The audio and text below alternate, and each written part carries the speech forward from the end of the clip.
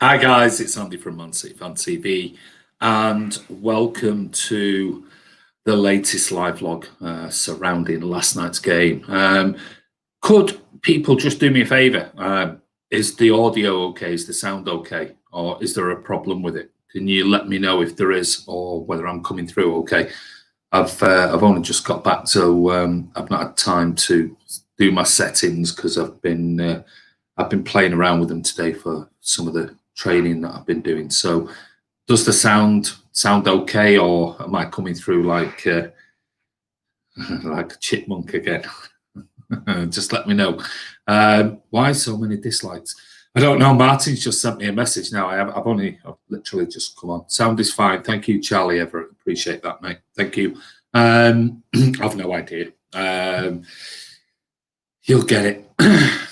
But maybe we've got a load of trolls on, or maybe we've got people disliking some of the comments that were made on last night's post-match vlog because there were some strong opinions made on that particular one. But tonight, what we're going to do is going to look at the player ratings. We're also going to talk about Jayden Braaf. Simon Bajowski's done a piece in the Manchester Evening News tonight all about Jayden Braaf, the fact that in January he could be going on loan, he could be sold with buy-on clauses and things like that into his contract. And it seems that Manchester City have had numerous meetings with Jayden Braaf about what we don't know. It doesn't go into details about it. It's suggesting Martin's favourite word, attitude or whatever. We don't know. We don't know the truth behind it. But there has been quite a number of discussions surrounding and with Jayden Braaf and his representatives, and hence why he's not been included in the under-23 squad lately. So something's going on there. Another great player. What's going wrong? Is it something to do with City, or is it just we have one of these kids who just think they see the likes of what happened with Jadon Sancho and think they're going to be the next world beater, the next £100 million player, when he can't even get into train around the first team squad. So I don't know. We don't know. So it'd be unfair for me to say attitude, but something is certainly going on with a very exciting young player. But at the end of the day, it's not always about technical ability. It's about attitude, mentality, and desire to fit in around a team. At the end of the day, it's not an individual sport. So I'll read you what Simon Bajowski has got to say so far on it, and I'm sure there'll be more breaking news and things like that around it. But let's see who is on. Dupe, how are you, mate? Abysmal performance. Wasn't great. Hi there, Mingy Wong. How are you, buddy? Hope you're well. Sorry, that was my comment back. I hope you're having a nice time in Vienna. I wouldn't say nice time, but yeah, it's work. If it was a holiday or something like that, yeah, probably having a nice time, but it's work. But yeah, everything's fine. It's cold, very cold and windy. But apart from that, everything's good. Levi Greenwood's on. Hi, how are you, mate? Just want to check in, see if you're okay. See you another time, Andy. Take care, mate. If you've got to go, you've got to go, but stick around, buddy. I like listening to what you have got to say. Martin says, hey, guys, we'll pop in and out. We need to look at the players, in my opinion, not just the manager. Manager doesn't miss chances, which is what I said last night. Maybe some players have had their chance now, and let's be honest, a big summer ahead. I think there's a big January ahead. Whether we'll buy anyone is another thing. Guys, let's prove the haters to the channel wrong. Hit that like button. So much appreciated. I mean, I don't sweat that type of thing. It's not my thing. Martin gets a bit sometimes about, thumbs downs and things. I'm not bothered about it. I really don't care. I'll be honest with you. That's my thoughts on it. It doesn't bother me in the slightest. If people are just coming on to give dislikes and things, fine. No problem with it whatsoever. I'm not interested in thumbs up, thumbs down. I'm interested in what people have got to say on the channel, and that's all I'm really interested in. Not many good ratings after that crap yesterday. Yeah, well, we're going to go through them, Ryan, and see what you guys think of the players. Jesus, someone has too much spare time on their hands. Well, yeah, it's clearly somebody has. Tell me about it, Ryan. Hi, Charlie Everett. How are you? Charlie's also asking why so many dislikes. Yeah, apparently Martin said they were coming on before it even gone live. So yeah, it's we know who it is, but hey, it is what it is. It's time for people to grow up. Audio is good, thank you, Ryan. Sean Fogarty's on. How are you, buddy? Hope you're well. Hope you've had a good day at school. Evening, everyone. Andy, how are you, Leonard? Hope you're well. Probably bots, yeah, maybe. Maybe it is. Maybe sound is fine. It's the face that's the issue, you cheeky sod. That coming from him, of all things, Mr. Coat on, presenter. Hi, guys. Adam Quinn, how are you, mate? Like the video, says Sean. What do you think about Slaven Bilic sacked? It's Monday football, isn't it? They had some good results of late, albeit not wins, but they played well against, I can't remember, Arsenal, United. And then it was already on the cards. We knew about this before even last night's game. There was rumours going around that Sam Allardyce's name was being bandied about by journalists and people on influencers on social media. So even before last night's game, it was almost like we won't sack him now. We'll let City batter him or batter West Brom, which didn't happen. And then that'll prove a point and we can say, look, there you go. That's it. As it turned out, they put on a spirited performance, got a point from City when everyone expected a battering for West Brom. Didn't happen, but they still had to sack him because it had already been leaked, probably by the club. So they were sort of backed into a corner. What do I think about it? I think it's disgraceful, if I'm being honest with you. And to get the likes of Sam Allardyce into your squad, into your team as the manager, frightening. Good luck, West Brom fans. I did hear this morning when I got up early, I was listening to Talk Sport in the background while I was in the shower, and I heard some West Brom fans and others coming on, and on the whole, they were disgusted. They were like, hold on a minute, he's just brought us up from the Championship into the Premier League. We haven't spent hardly any money on the squad. They're all Championship players, mainly level players. And we are where we expect to be. And then they go and sack him. It's like sometimes the owner's ambitions and delusions of grandeur sometimes baffles me with football. It really does. But I guess that's modern day football. There's not a lot you can do about it. But if I was a West Brom fan, I would look at that last night and go, what's Sam Allardyce going to do different to what Bilic did with the West Brom players last night? Because they put up a spirited defensive performance, albeit we were garbage and missed loads of chances. But at the end of the day, they went to the Etihad and got a point. I don't know. Football is, as years go by and I get older and the more I watch football, it baffles me. It does just baffle me. It's it's already there. It's a business at the end of the day. But I don't get it, Dennis, if I'm being honest. I really don't. Andy out here trying to distract me from the Colne game. Oh, sorry, mate. Get back to your Colne game, mate, if that's what floats your boat, buddy. Hope you're well anyway, Ryan. Not spoke to you for a while. What's your score prediction for Tottenham Liverpool? That's tonight, isn't it? I'd rather Spurs win, if I'm being honest, because we know they'll bottle the season anyway. No disrespect, Spurs fans. I don't know. 2-1 Tottenham. No idea. I've no interest, if I'm being honest with you. I'm struggling with interest in football in general, the way things are going, with no fans in stadiums and things like that. So to predict another team's results that I'm not really interested in, I don't know. I hope Spurs beat Liverpool. I'm not bothered about Spurs. I'm only really bothered about Man City, if I'm being honest. But I'd rather Spurs beat Liverpool than or a draw. A boring 0-0 draw. I don't know. City, the best team in the land and all the world. Well done, Adam. That's what we like. Bit of positivity. Epic Theory, Tottenham 2-1. Well, yeah, there you go. That's what I've just said.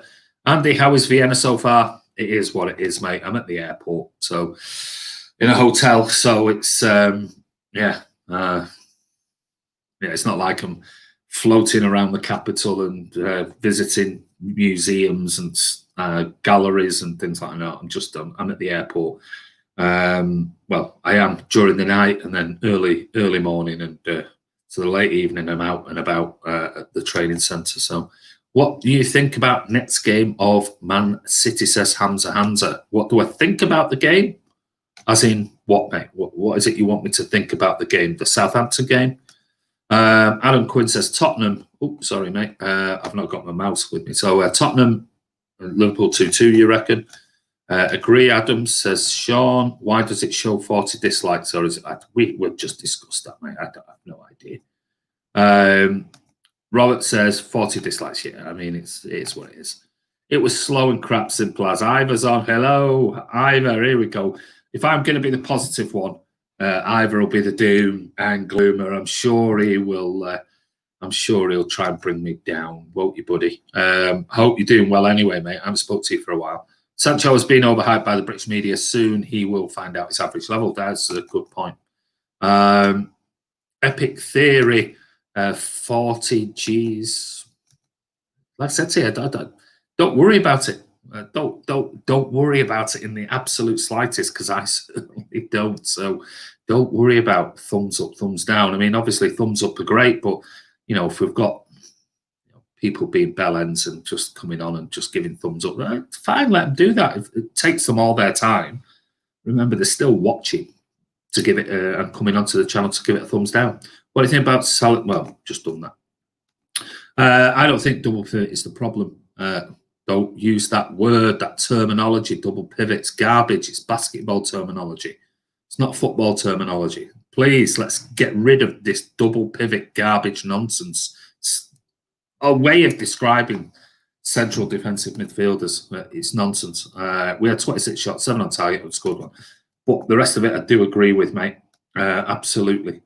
Oh, big jump there. Sorry. That's what I'm more interested in than the dislikes. It's all these comments that are coming in, which is very, very good. So thank you very much for everyone coming and joining us and giving us loads of comments.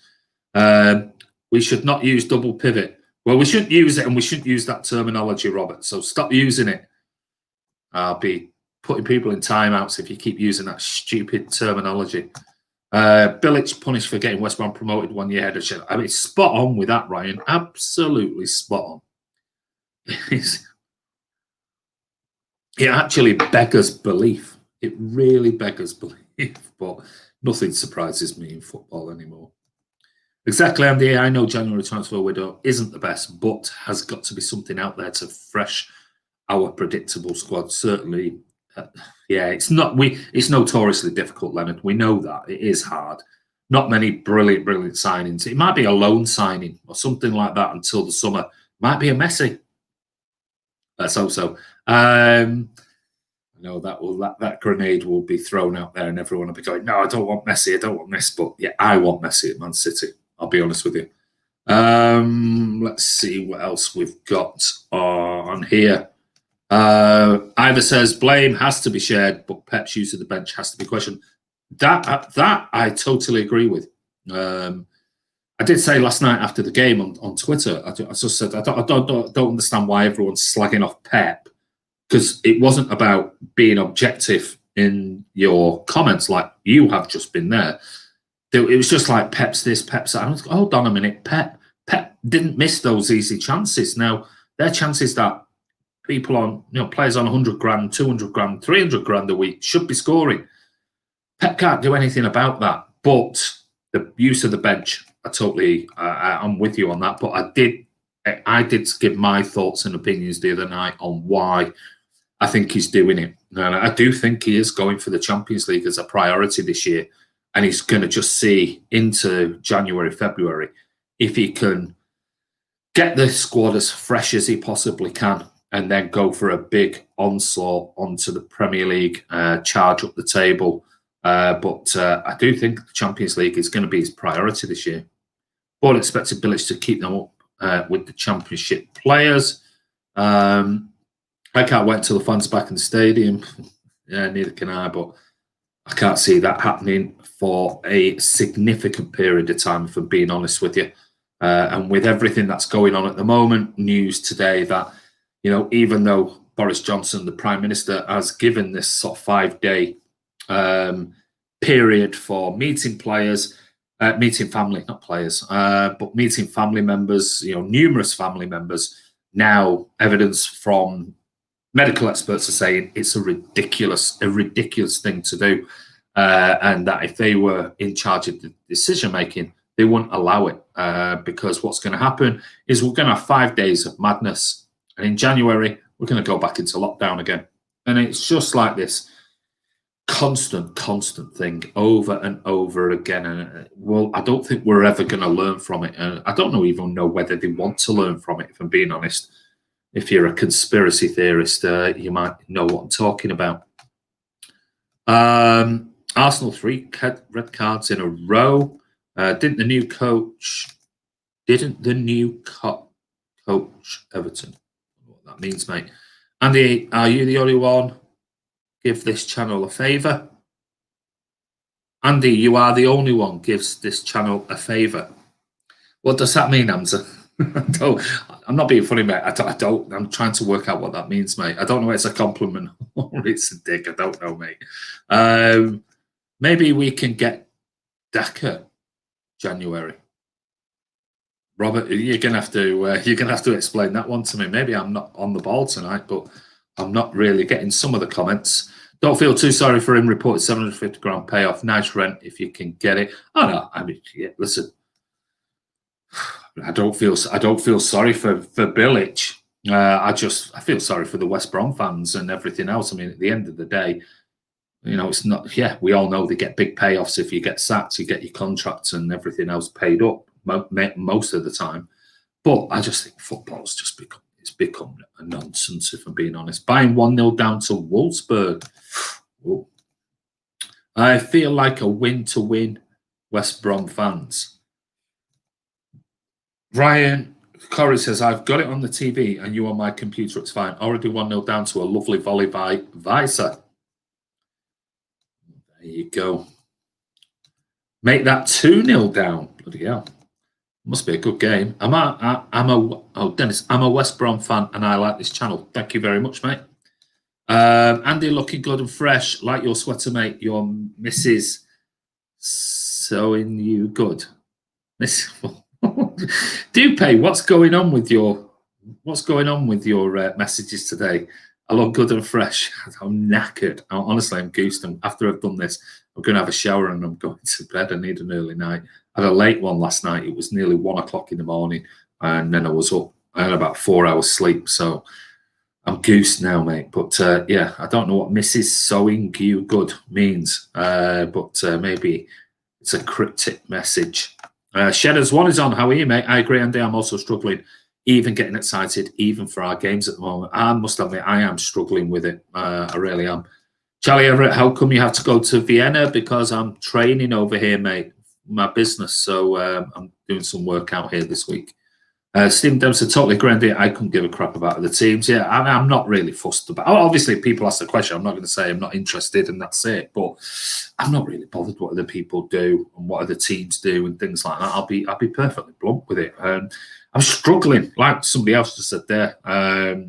Shedder said, I'm struggling. I'm struggling with City at the moment to worry about what other teams do. I really am.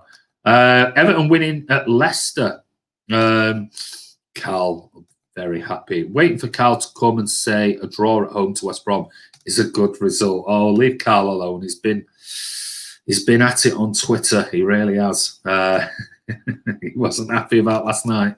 Anthony Elmar, evening, Andy, mate. How are you? Poor result, but we move on to Southampton start. Aguero. Totally agree. It's one of those, isn't it? But we are going to talk about the player ratings very soon. Sancho should have waited to be coached under Pep, yeah, but this day and age, some players are very greedy. They want everything right now. They really do. And we'll wait and see. Sancho has got all the talent in the world to be, a very, very good player. I wouldn't say world class, but a very good player or have a very good career.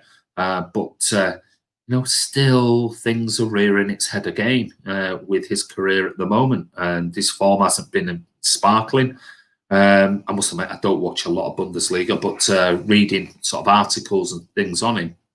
So, Yeah, maybe Ryan can tell us whether he's watched a lot of Sancho. I know he watches a lot of German football. Hamza, Andy, tell me why Man City, his result, disappointment.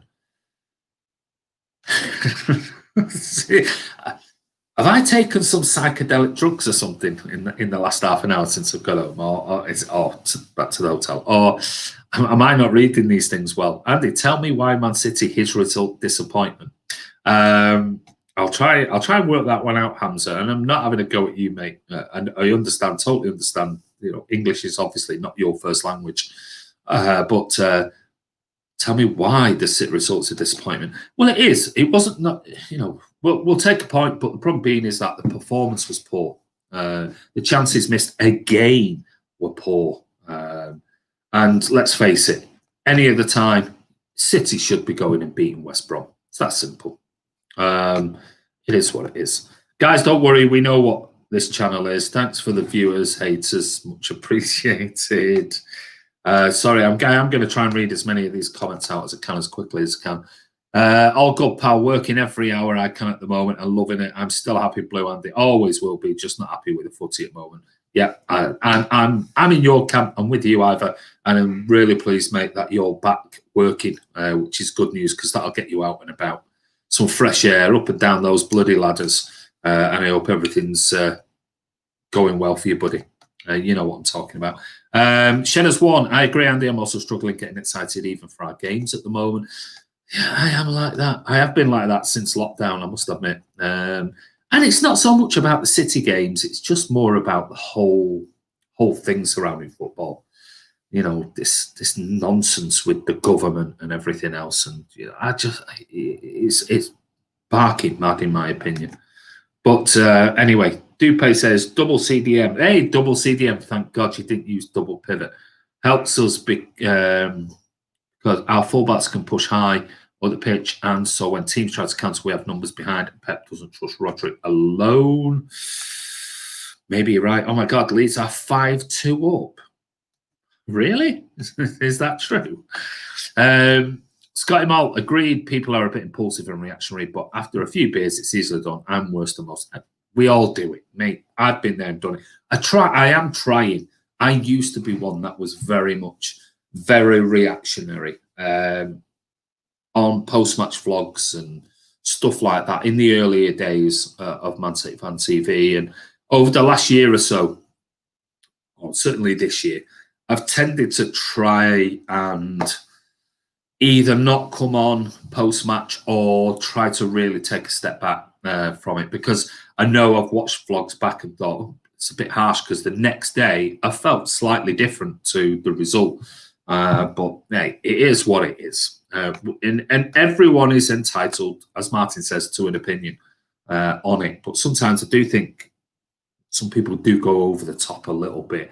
But that is emotion, and that's what football does to drives us mad. That's why we love football, because it gets our adrenaline pumping, it gets our emotion, you know, that dopamine and everything else just really pumps through your body, and you get frustrated and disappointed because, well, not for me, and I'll explain why, but you invest so much time and energy into your club. But that's one thing why I think it's easier for me at the moment, that I'm feeling I can take a little bit of a step back from being so overreactionary like I normally am or have been in the past, because I'm not going to the games. You know, at the end of the day, I'm not investing money. I'm not investing hours of driving. I'm not investing hours of being at the game. I'm not investing hours before and after doing post-match vlogs and uploading them on the channel and all these type. You know, that is honestly, trust me, when you do something like this on a YouTube channel, a match day, and especially if it's, you know, a late one, you know, if it's an 8 o'clock kickoff, well, we're normally at the ground at 5 o'clock.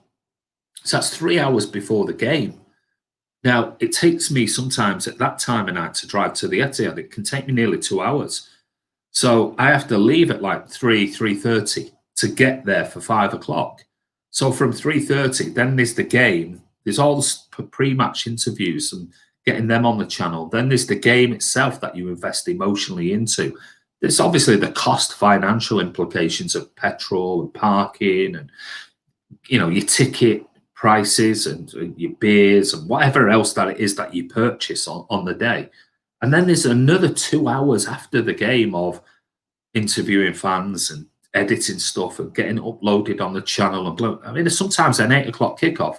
I leave the house at 3 o'clock, 3:30. I don't get home till like 1 o'clock, 2 o'clock in the morning. I might be working the next day as well. So, I mean, I'm not only investing money, and I'm investing tons of time into it as well. So that if I was watching what we're producing at the moment on the pitch, then I think I would be pretty angry and pretty upset about it and thinking, shit, that's cost me 100 and odd quid today. And 8 or 9 hours, which is like a working day, to go and watch 90 minutes of football. And it was garbage and it's not acceptable. But because I'm like many fans around the world, I'm watching it on TV. I don't feel that there's that emotional or time or financial investment into it, even though it still upsets me when we don't play well. So I feel that's why I'm sort of finding it a bit easier at the moment to be a bit more objective, I feel, than I used to be, certainly going to games. But I guess everybody is different. Andy made Pepe. Pepe's missing from 2 yards. Drop Raz. He needs to find his form. Sorry, would Messi's astronomical wages supposedly be a concern for the other City elite players? We discussed this at length, Leonard, on a couple of vlogs, didn't we? And we have probably going over old ground again. And everyone will have an opinion on it. But I don't believe that bringing in the world's best player, legend, icon, some say the best ever player. Now, that's a whole different argument, whether he's better than Maradona or Pele or any of the other players. And people in the 50s will go back to other players that they say would have been better, and it's different times, horses for courses and all that type of stuff. So, but who is probably the most, the best player, certainly in, I would say the best player I've seen, and I've seen Maradona live, and he was phenomenal. But I'd still put Messi up there. I would still put Messi up there, slightly above him because of the longevity of his career, rather than Maradona. But so to have somebody of his ilk, who are the highest paid players at Man City? Raheem Sterling and Kevin De Bruyne. Kevin De Bruyne are probably just ahead of Raz, though they're about possibly to sign, contracts and things like that. Do you honestly believe if Messi came to City on 600 grand a week, Kevin De Bruyne would go, and he's only going to be there, let's face it, 18 months, 2 years maximum. He's going to go, right, that's it. I want parity. I want 600 grand a week. I think he'd just enjoy playing with arguably one of the world's greatest ever footballers, ever. Just to say, I've played in the same team as Lionel Messi. So I don't think there'll be. With this, I don't think. Now, if we were to take somebody like an Mbappe and bring him to City and put him on 600 grand a week, I could totally see the argument with Kevin De Bruyne and Raz and everybody else, but not Lionel Messi. I just don't see it. I just don't see Raz, his agent, and Kevin De Bruyne and his agent himself arguing about it. I think they'll think it is what it is, and I'll probably get more money out of my next contract deal because of the commercial income that Messi would bring to Manchester City. Like I said, Messi will pay for himself several times over. There's no issue with his wages. And City will probably end up making money out of signing Lionel Messi. That's why it's a no-brainer for me. And if he bangs in 10, 15, 20 goals, 20 goals, phenomenal return. At the moment, we've got Mahrez, top goal scorer, I think, 4. Shit, we are missing goals at the moment. And we know Messi will bring goals. He might not play every single week. He might not be brilliant every single game, but he'll bring goals without a shadow of a doubt. Plus, just the fact of having somebody like that here. So Okay, Dupe, is Braaf actually leaving? Right, going to do this quickly, and then we're going to get into the player ratings for last night, because this isn't going to be a really, really long one. So this, I saw this just before when I got back to the hotel, and this was by Simon Bajowski in the Manchester Evening News, and it's an exclusive, and it says Manchester City could sell Jayden Braaf in January transfer window, and it says, and I'll read his words, his article to you.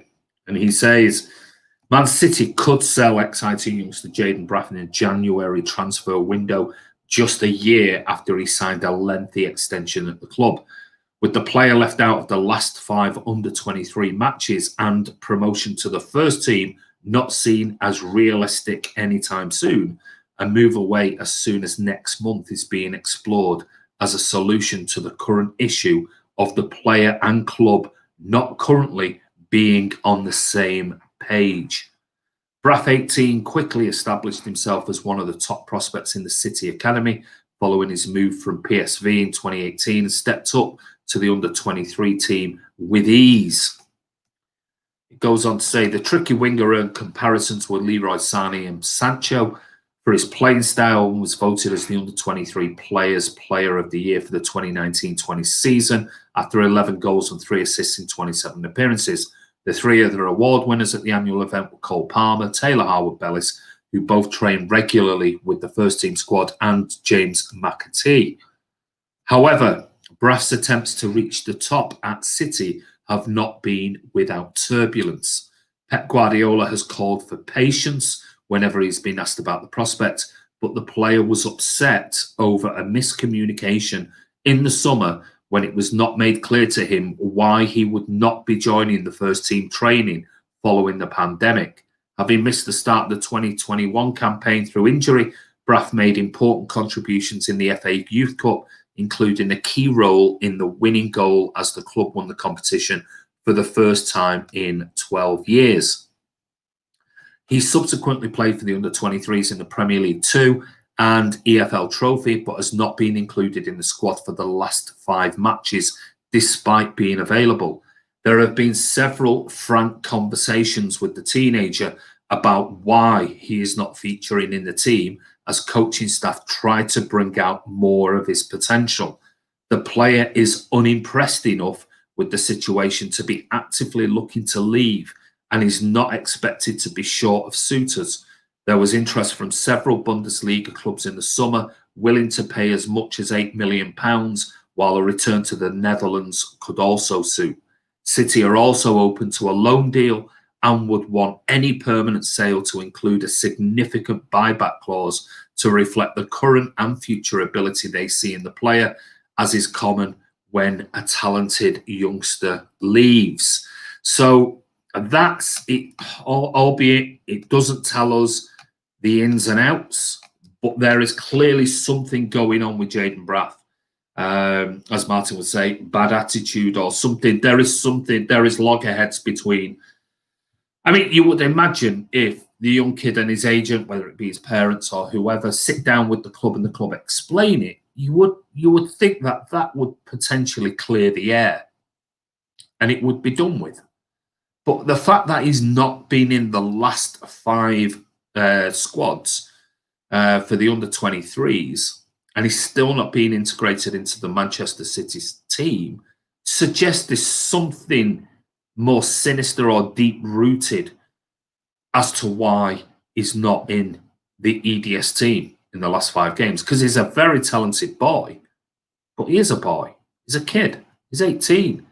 He's got tons of years to prove himself yet. He's nowhere near the level to get anywhere near the Manchester City first team squad at the moment, as in the first 11. And first, he's got to progress through the EDS and get to the level where he's training around the first team squad.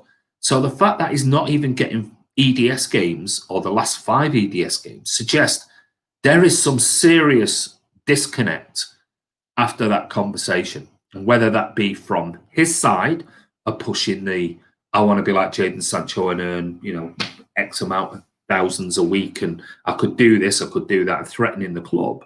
And the club are going, that's not really the attitude we expect of an academy player. We've been there, we've experienced it with Jadon Sancho. which forced us into having to release him for free. Or there's something else. It's City holding the ground. I don't know. I have no idea. Maybe Simon Bajowski knows the full ins and outs of discussions that have been had, but obviously can't publish those because it's privy information that has been given by a source. I don't know. But there's something going on because you would imagine with the professional way that the club is run, somebody, whether it be, the EDS managers or Cheeky Ferran or whoever, or even Pep sits down and talks to him and his agent, you would think that they would come to some sort of compromise and say, this was the reason for the miscommunication, and we're expecting a little bit more in training, or we don't think you're putting enough effort in, or you've turned up late, whatever the excuse is, whatever it is, I don't know. And you think that could be easily resolved, but the fact that he's not been in the EDS squad for 5 games, suggests this is something quite serious for the club. Not necessarily he's done something serious, but it's something quite deep-rooted that there is no resolution, it seems, at the moment, which means that the club probably have thought that that's it. Maybe he has to go. Maybe in January we cut our losses on him. We'll get as much money as we can, and we'll insert a 25 million, 30 million pound, sell on clause, or a percentage sell on clause, or we put a 20 million pound buyback clause in the. Who knows? Whatever. I don't know. But something isn't right. Something clearly isn't right.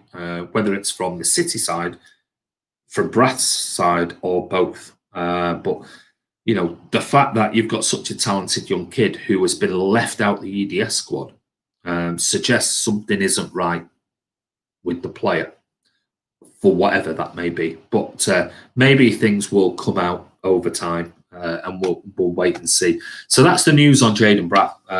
It does look like, unless there's a real turnaround and a compromise between both parties, it looks like potentially City are going to actively seek to sell or loan him out in January. Because maybe, and this is just surmising, maybe the whole situation is causing problems around the EDS squad. And maybe they're just thinking, right, we need to push this away. We need to get him out of the club. And we need to either get him on loan away from the club. Let's see if he grows up a little bit. Now, in another year or so, when he's a bit old, a bit more mature, maybe he's not handling the situation very well.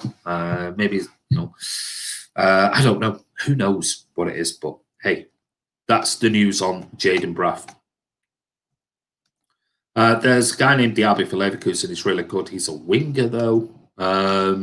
Evening, Andy. Evening, Blues. Hope you're well. How are you, Chris? Hope you're well, buddy. Our ladies won 3-0. Yes, I did see that news. Leonard says, hi, Chris. Shedders. How could West Brom board expect them to stay up after giving Bilic only suspended 36 million? Yeah, well, the board, excuse me, the board are in a really, really good position, because at the end of the day, they know that if they go down, they're getting 100 million plus straight away for going down, the parachute payment. And I don't think that helps. And I don't get the parachute payment. I'll be honest with you, I don't get it. Seems a very bizarre thing for failure. At the end of the day, is you failed in the top league. So I'll tell you what, we'll give you 120 million quid to go into the Championship, rebuild your squad, spend, let's say, if you spent 40 million or 50 million quid in the Championship, that would get you a seriously, seriously good competitive squad. And the owners banked 70 million of it. And then to get you promoted, 12 games in, we need somebody else in. And Sam Allardyce, sorry, don't get me started on Sam Allardyce. Anyway, not just footballing issues. But anyway, imagine Man City are going to play on a Friday. Is that a question? I don't know. It's the Princess. Evening, away up. We'll have Martin and Chris at loggerheads now. Leeds 5-2 up. Wow. Where's Cal when you need him? How could West Brom board? Oh, sorry, I've just done that one. unless that was repeated. Braaf only important because it's our club. It happens at every club around the world, but media and ops fans will jump on City for losing a new kid. How many kids do we take from other clubs? Yeah, I mean, yeah, we have a lot of the kids from other clubs. Jadon Sancho for one, prime example. But yeah, it's one of those. And let's face it, he's done what I've always said. He's done well at EDS level, youth team level. We're yet to see. I mean, EDS is one thing. First team is a completely different beast. I love Carl, but his good result after crap games is so frustrating. Leroy Sané has flopped for Bayern. It's still time in Sané. I thought only English was allowed on this channel. I don't know what you mean by that, mate. He's not been great, but gets rotated a lot. And when Coleman is playing it as well as he is, Sané isn't going to get a sniff. There you go. So Ryan's the Bundesliga person to ask on that. Manchester shouldn't be going into tier 2 tomorrow. Is that what they said? They're going into tier 2 tomorrow, Manchester. No, it is what it is. But at the end of the day, let's face it, I'm not getting into COVID stuff and politics and things like that. I'm fed up with it. I have enough with my wife. We go on about it all the time. Ryan, agreed, pretty much completely cut the Prem out of my life. Watch City, and that's about it. At least we didn't lose, then it would have been really embarrassing. I've said many times I'm not 100% about Roger. I am now. He's a very good player, but not good enough. He's lead legs and slow mind when the opposition have the ball. Is no good for the Premier League. I am probably erring more towards what you've just said there than I have been in the past. If we came out of tier 3, Manchester would be going back into tier 3 mid-January. 100%. In fact, the local NHS are already preparing for it. This is it. This is the thing. It's just yeah. Anyway, the 8 o'clock kickoffs are usually 3 p.m. here in Canada. That's good for you. Before, people used to tell me Man City sucks, and I would get angry. Now they tell me Man City sucks, and I had to agree. Good outlook on life there, Thermico. That's probably the best way to do it. I believe in bringing at least 2 big players in. Why do Man City suck? Still one of the best. One of the best teams in the world. Yeah, they are on the day. They are on the day, but I think Thermico's probably trying to just have a bit of a mank humour in that one. Jack Harrison scored a mid goal for Leeds. Andy, do you reckon we bring him back? Well, I'll be honest with you. I said at the beginning of the season when Leeds got promoted, I said I'd like to see a year of him in the Premier League to see how he is. So far, I think he's been a little bit hit and miss, but that's only to be expected. But I'd probably like to see a year of him. Let's see at the end of the season how he's done for Leeds before sort of saying, oh yeah, definitely want him back because he scored a goal. Jadon Braaf leaving Man City in January. Yeah, just discussed that. Because we played like absolute trash yesterday, Sterling looked awful. Aguero got benched for Jesus. Bernardo Silva didn't start. Definitely Philip. We are in transition. We will be back on top again. Of course we will. Peter Curry's on. How are you, mate? Too many of our players aren't playing at the level they were 2 seasons ago. They're definitely not. KDB, Bernardo, Sterling, Mahrez. Only Diaz, Stones and Walker have been playing at a consistent level. Can't disagree with that. Cannot disagree with that. We're not seeing the KDB. I mean, there's probably Kevin De Bruyne is not playing as well as he is because the other players around him are also not playing as well as he has been or they have been. But he's definitely not at the level he was a year or so ago, and neither is Sterling. Mahrez is all, my thoughts. He's so hit and miss. That's his problem, and that's what we're not got at the moment. It's consistency. It's funny how folk think real football is like FIFA. Pick a player and City should sign him. Sign any player these days is a lottery. It is, and that's why so much work. And that's why I've always been on the people. Oh, Cheeky's crap and this is crap and he's crap and blah. There's so much background work goes into signing a player. So much work. It's not just like, oh yeah, he's come on the market. Let's just buy him. Tons and tons of work goes into it. But even after all that work, it doesn't guarantee a player. Otherwise, every player that all these professional backroom staff, sporting directors, every player they sign would be brilliant. It just doesn't work. That's not the way life works. For a myriad of reasons, people don't like the transition, don't like the club, don't like the city, don't like some of the teammates, had a fallout fairly early on, and things aren't. There's so many reasons why players don't adapt. Some players adapt really quickly. And you only have to see that in the way Diaz has been spoken about how vocally as people, I can't remember who it was it Gundogan, who tweeted something saying, I think it was Gundogan, saying that people have been talking about, missing Vinny Kompany's leadership and vocal skills. Diaz is as loud and as vocal as Vinny Kompany was. So some people adapt really, really quickly. And sometimes that comes because of maturity, maybe educational level or intellectual level, that type of things. Some people are naturally born that way. Others are not. Others are quieter. That doesn't make them a bad person or a bad player. That's their personality. All have to be loud every time just to be great at what you do. David Silva wasn't going around screaming around the dressing room and leading the charge and all that type of thing. Halftime team talks. He probably just quietly went about his business. So it needs a mix of everybody. But Diaz has obviously, by the sounds of it, adapted very quickly to Manchester life, the club, everything, the players. Where other players might take more than a year. Who knows? We don't know because we're not on the inside of it. Take into account Messi's massive wages are based on a contract he signed in his prime. I think he will take. I don't know whether he'd take a pay cut to match KDB's because he'd be taking a massive, massive drop. But I don't think he'd be on. I certainly agree, Neil. I don't think he'd be on the salary he's on at the moment, which is rumoured to be about €1 million a month, with everything taken into account. Commercial deals and things like the club. I don't think it'd be anywhere near that, but I do think it'll probably be more than 300 grand a week, or 325, whatever it is that KDB is supposedly on. Messi's father recently said his son has no interest in money, he just wants to be happy. Yeah, and I'm sure it is. Well, if that's the case, then maybe he'll come and play for Man City for free starting in January. But I doubt he will. Anthony Elmar, 50 with any player. I'd personally like to see Messi, even for a short time, just shut the heads up. I'm with you, mate. I'm with you on that one. Yes, Andy, you're an awesome man. Love your live show. Thank you. Oh, way up. Hello, lad. Hope you and your family are well.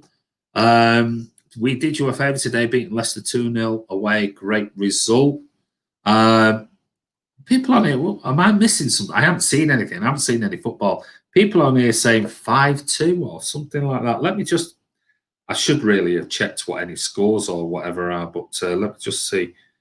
Was that yesterday? Was that last night? Did you play last night?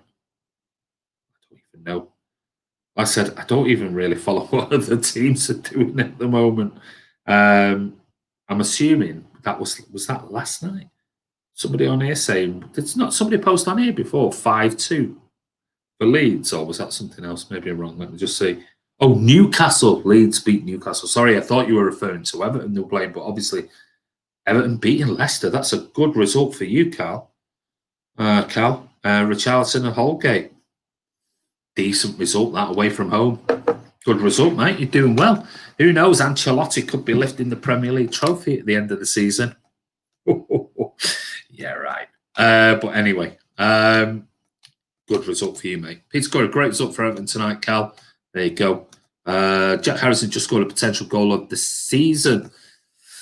Yeah, there you go. Doesn't mean to say we need him back immediately, though. But like I said, I'd like to. I think he's a good player. I do think he's exciting. I think Leeds was a good club when he went to Leeds on loan.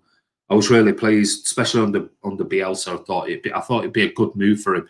I was just worried, would he make the grade? Well, he did in the Championship, and I'd like to see how he performs this year, personally, and then assess it from there. But good luck to him, because he's got bags of potential. Yeah, I know, Peter. It puts us in the top 5. Hi, Cal. Beat Chelsea and Leicester. Wow, is Everton so unpredictable? Good luck to City for the weekend. Thank you, buddy. Carl, why you keep blanking the Snapchat away up? There's going to be handbags now. Ryan and Cal are going to be at each other's throats on Snapchat. I know Leonard injuries have been a big part of our season. Oh, don't sound like Klopp, Cal. Braaf needs to be patient. They all need to be patient, mate, but they're not. And the problem being is that they know they don't have to be, because if they show glimpses of potential now, suddenly they can go to the Bundesliga. Now, you imagine £8 million. It sounds, for City, it sounds nothing, doesn't it? And if they went to like a Dortmund or whoever, 8 million quid for a player like, they could potentially have a Sancho on the hands in 12 months' time, 18 months' time with Braaf. So it's peanuts to pay. But for the player, you imagine the player gets a 10% signing on fee. Here's a young 18-year-old kid with an 800 grand in his bank account straight away, plus commercial deals, endorsements, maybe a house paid for it, bought for him, and all these type of things. Suddenly elevates him from being an EDS player at 18 on whatever he's on. I don't know what he's on. I've got no idea. Let's say £2,000 a week, for example, which is nothing for a footballer. It is for a normal everyday life, normal person. But suddenly he gets 800 grand, nearly £1 million, and that's if it's 10%. He might get 15 or 20%. Then that sets him up and his family for the rest of his life. And then he's on 20 grand a week or 25 grand a week or something like that. Well, you're talking about 100 grand a month. We're talking over £1 million a year. Less tax, things like that. That's him set up for life if he signs a 3-4 year contract. Suddenly in 4 or 5 years' time, if he doesn't do anything ever again, he's got 4 or 5 million quid in the bank. That's it. If he has a bad injury and he leaves football, him and his family are set up for life. So you can see why this day and age, with the money in football, these kids who have done nothing, done absolutely nothing in the game, suddenly start looking at the likes of a Sancho and others going, well, hold on, that could be me. That could be me. And if they've got confidence in their ability, you can see why they'd want the move. But it is also up to clubs like City to try and work through these potential issues and things like that. But it is what it is. You have to trust in the professionals. Anyway, Ryan, I'm just not doing predictions anymore.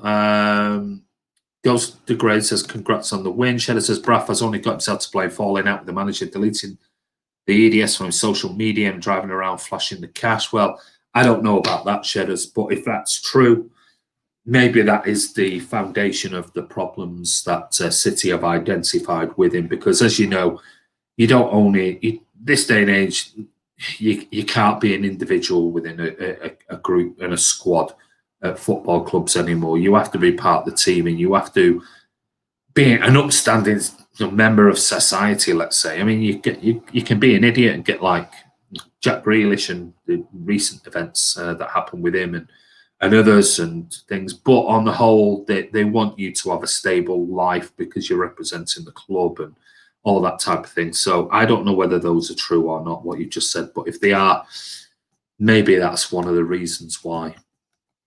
Your last match of the season is at the Etihad, and if Everton was to win it rather than Liverpool, then so be it. Daffy says, hope it's not like Ozil and Saliba situation in Arsenal. Poor Braaf. Why is it poor Braaf? And why is it anything like Mesut Ozil? Mesut Ozil's an international player on 350 grand a week for not playing. Don't feel sorry for him. Ozil could quite easily put in a transfer request. If Mesut Ozil is so into football and it's all about football and he's not being picked and selected by Arteta at Arsenal, why is he not putting a transfer request? Why? Because nobody else will pay 350 grand a week. So don't feel sorry for Mesut Ozil. Just don't. It's that simple. Very technical player. But let's face it, I've watched Ozil a few times for Arsenal, and he was garbage, absolutely garbage, and he's getting paid that type of money. Those type of money, they have to be a 7 out of 10 every week.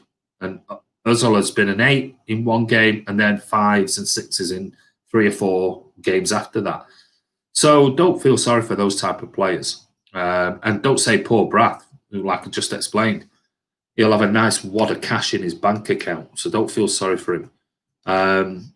Ozil and Saliba are nothing alike. Yeah, I agree with that. We don't know what happened inside the club. Then why comment on it? That's the thing. Why comment on it? Then as in it poor Braaf. If we don't know, like we've just said, we don't know what's happening. I mean, Leipzig didn't want him on loan. Sorry, was that? Yeah. Let's just go through. Stephen Cal, I'm sorry, but I've forgotten his name, but I want your centre forward to join us at City. You're on about Calvert-Lewin or Richarlison. Leeds 5-2 Newcastle watching Liverpool. What a difference to watching City last night. So much quicker with the passing. West Brom must have known how poor City were. They sacked their manager today. Yeah, that's a joke that's been going around Twitter all day. Stephen, you reckon? Definitely Leonardo. Definitely Leonardo. Or Leonard, did he mean? Or is the player name Leonardo? I don't know. Right, there we go. Right, let's go on to the player ratings from last night. Let's just crack on. We'll do this very quickly. So, first player we're going to look at is Ederson. So, yeah, it's 9:30 nearly here now. And I need to go to bed. Ederson, what were your thoughts on Ederson last night? I will give you what Simon Bajowski's player ratings were as well. Let's just see. Simon Bajowski said, a decent save early on to deny Grant, and unfortunate to see Diaz deflect the ball past him for the equaliser, although it did appear to beat him in slow motion, which I know a number of people did say last night. They thought that Ederson should have done better. And let's face it, that's not the first time we've actually said those type of things. But let's face it, he has made some great saves as well in the past. But hey, can't save everything. Charlie Everett gives him a 6, Leonard a 5, Kamal a 6. I think the goal was offside. It was 6, not much to do. Ederson 7. Eddie Abdallah gives Eddie a 4. Jack Harrison is class, no offense, but I hope he stays at Leeds rather than going back to you. We need him. Yeah, I mean, maybe. Sean Fogarty a 5, Eddie a 6.5. Daffy gives him a 6. Just go down a bit. Ederson 6, bad luck with the deflection. Ederson 5, should have stopped the goal. There you go. 5 says Ghost degrades. Jeff, Liverpool 1-0, playing really well. A lot better team. Maybe go and support Liverpool then. Ash 6, Liverpool 1-0, Salah. Oh, yeah, not bothered. I know it was an own David's goal. World-class keeper should expect the unexpected for change at times. Yeah, well, Simon Bajowski gives Ederson, he gives him a 6. So there you go. You guys, I'll go for a 5.5 because you're somewhere between 5 and 6. So Ederson gets 5.5 from you guys, not me. On to Cancelo or however you want to pronounce his bloody name. But how do you think Cancelo did last night? Simon Bajowski says defensively not great as he inadvertently played Grant in the box and then gave away the free kick that led to the goal. He was City's biggest threat going forward for most of the game, though. Gives him a 7. I think that's probably a bit generous in my opinion, but hey. Cancelo then. Charlie Everett a 5.5, Kamal a 4, Leonard 4, poor. I'm airing. I'm probably not a 4, but I don't know where Samuel Bajowski gets. He was class going forward. I don't understand that. Ghost degrades, gives him a 4. Ash gives him a 4. Yeah, Ash gave him a 4. Sorry there.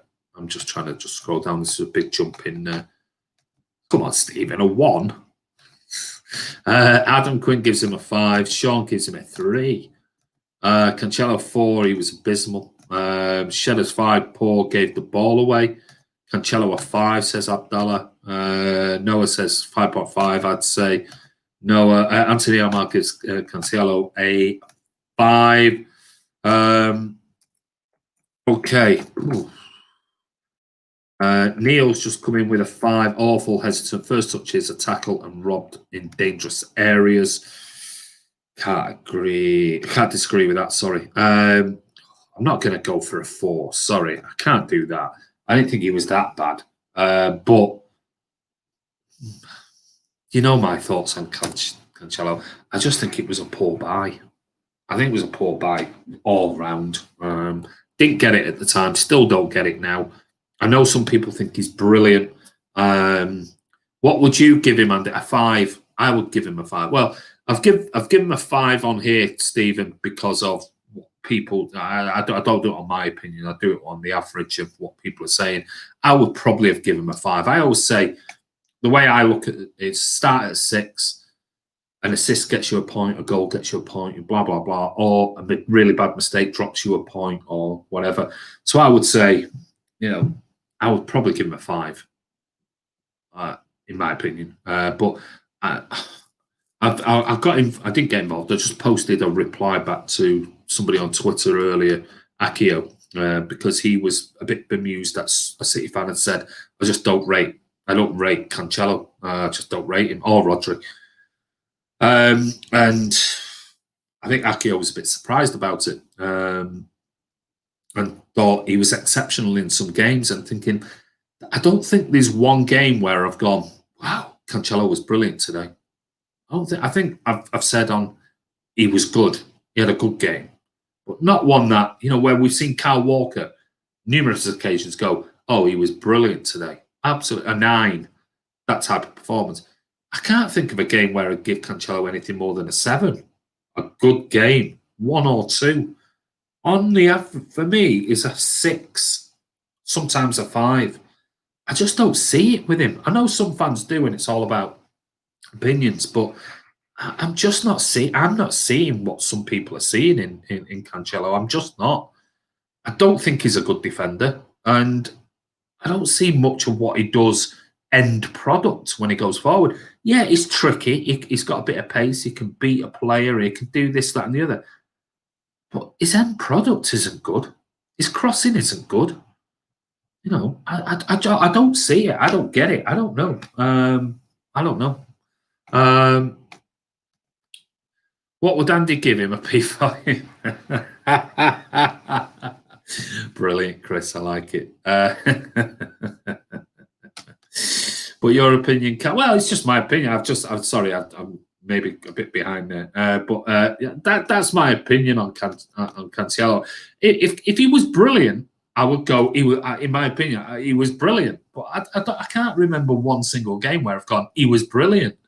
No, he's had a good game, but nothing that would, warrant a 9 like I've given Walker in certain games where he was exceptional defensively and going forward. I haven't seen that from him. I just haven't seen it. Maybe other people have. I just haven't seen it. If I have seen it, I'll definitely do it. I gave Mahrez a high score for his hat-trick and things like that. And even though I'm not a Mahrez fan, I'm just not, for various reasons. But if he plays well and he has a brilliant game, I'll give him a brilliant score. But I'm yet to see a performance by Cancelo that goes, wow, he was brilliant today. Good, but not brilliant. But anyway, Cancelo doesn't do anything for the team. I don't think he can cross. I don't think he can cross either, but Andy is more like a wing back. Yeah, but you're sort of missing the point there, mate. I'm not talking about he is more like a wing back or he's a right back. At the moment, it's not more like a wing back because he's playing in a back 4. We don't play in a back 3. So he isn't actually a wing back. He's playing wide, but he is in a 4, not a 3. And it was interesting because I was trying to find the link for the Cancelo video that I did before we signed him. And I did one on De Ligt and on Joao Felix and Cancelo, and I can't remember who else I did one. I did about 5 videos of players we were linked with, and I did a tactical analysis video on them. And I watched it back earlier in the taxi, and I was just watching it and I was thinking, God, everything I said at the time, not my analysis of Cancelo, but what the experts in Italy had said about him is absolutely spot on. He's doing the same things that they were concerned about. Great, flashy little player, but can't defend. He's not situationally aware, gets caught out of position far too many times. That's still happening, under Pep Guardiola. I said at the time on the video, I think I said near the end, I hope if we do sign him, even though I don't think we should. I hope under Pep, he can improve into a world-class right back or wing back or whatever. It happened. It simply hasn't happened. All the same things that the tactical analysis teams said then, a year ago, are exactly still the same things now. Nothing has changed, in my opinion of him. So, hey, it is what it is. And they did say, and I did say on the video, what they said was he likes to play in a 3-5-2. He likes to play in that. We don't play 3-5-2. And I said that on the video a year ago. Unless we change our system, I'm not sure Cancelo's the right signing for us.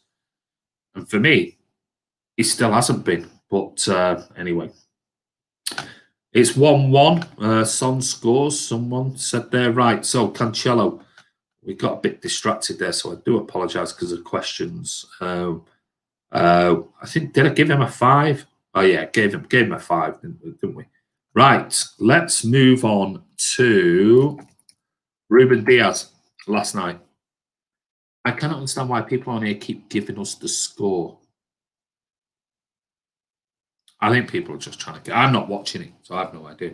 I'm not that fussed about it, but other people might be interested in what the score is between Liverpool and Tottenham or whoever. So Ruben Diaz last night.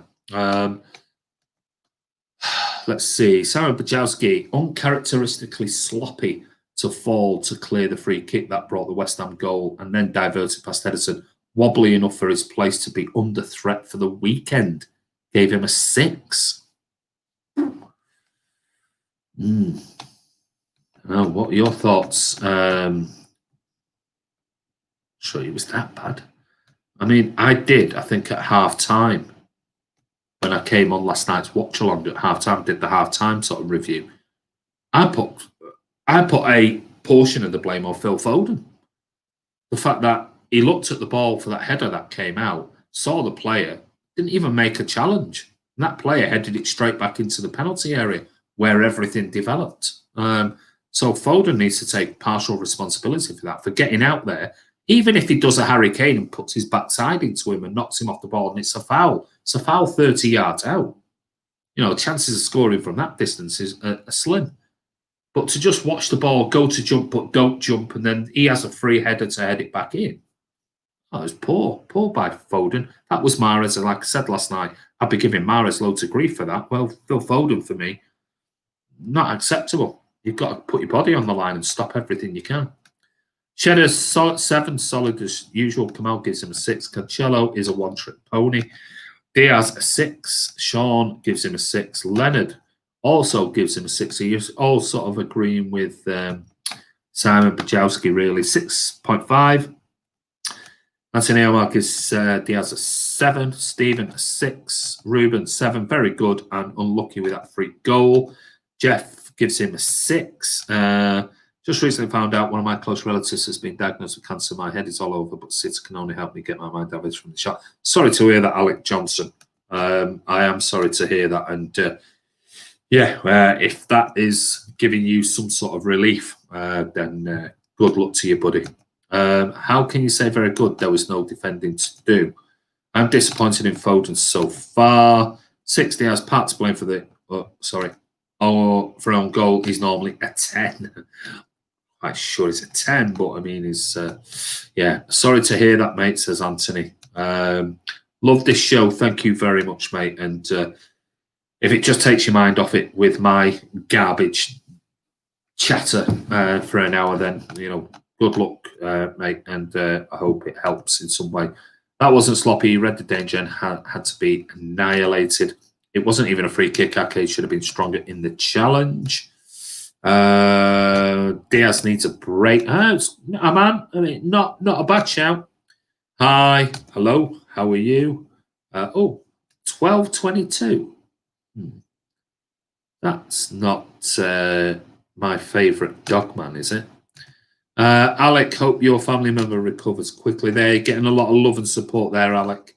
on Man City Fan TV. It's terminal, Dupe. That's a shame, mate. I do apologise for that. Right, Diaz. Well, I think Diaz is getting a 6 by you lot. So Diaz gets a 6 from you guys. Moving on to his next guy is Nathan Ake. So, what are your thoughts on Nathan Ake? Oh no! Please don't bring that name up again, man. Awa, no way, not for me. Absolutely, massively overrated. Another Mahrez. I'm sorry if you're Algerian. He's another Mahrez. Flash in the pan, one-trick pony. It's Dennis Zakaria, good player. Don't know though. Difficult one. I'll be honest with you. Maybe not. Maybe, I don't know. So Nathan Ake, 5 says Kamal. Thank you all, says Alec. You're welcome, buddy. You'll always have some buddies on here, that's for sure. Nice people. Leonard, 5, poor. Goes to Grace, gives him a 4. A 6 by Stephen. Aman gives him a 4. You guys are bloody harsh tonight. She had a 6, poor for the goal, turned too easily. Ash gives him a 5. Ake 6, looked a bit rusty. She's probably explainable considering he's not played a lot of football. Sean gives him a 4.5. 12-22 gives him a 6. 4, Ake, poor positioning. Does that really, we like to say we start at 6. Does that mean taking 2 points off? It wasn't even his goal. Thank you, Andy, for consistent content, getting me through my anxiety and depression. You're more than welcome, buddy. Tough time for everyone, mate. And if this little family we've created on Man City Fan TV, if it brings anything, even a laugh at Martin, or frustration at Sir Alan's negativity, or whatever it is, me, you can't stand my opinions, whatever. But if it gets you through, it all helps. That's great. Alec, never stop believing, just believe and have hope. God bless you and your family. Not really being impressed by Ake 5, really. I think he's been pretty decent. Ake, he was poor 4.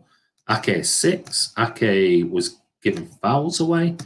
We'll see Zakaria against City in the Champions League. I suspect he will raise his game knowing City might be in for him. Good point, Leonard.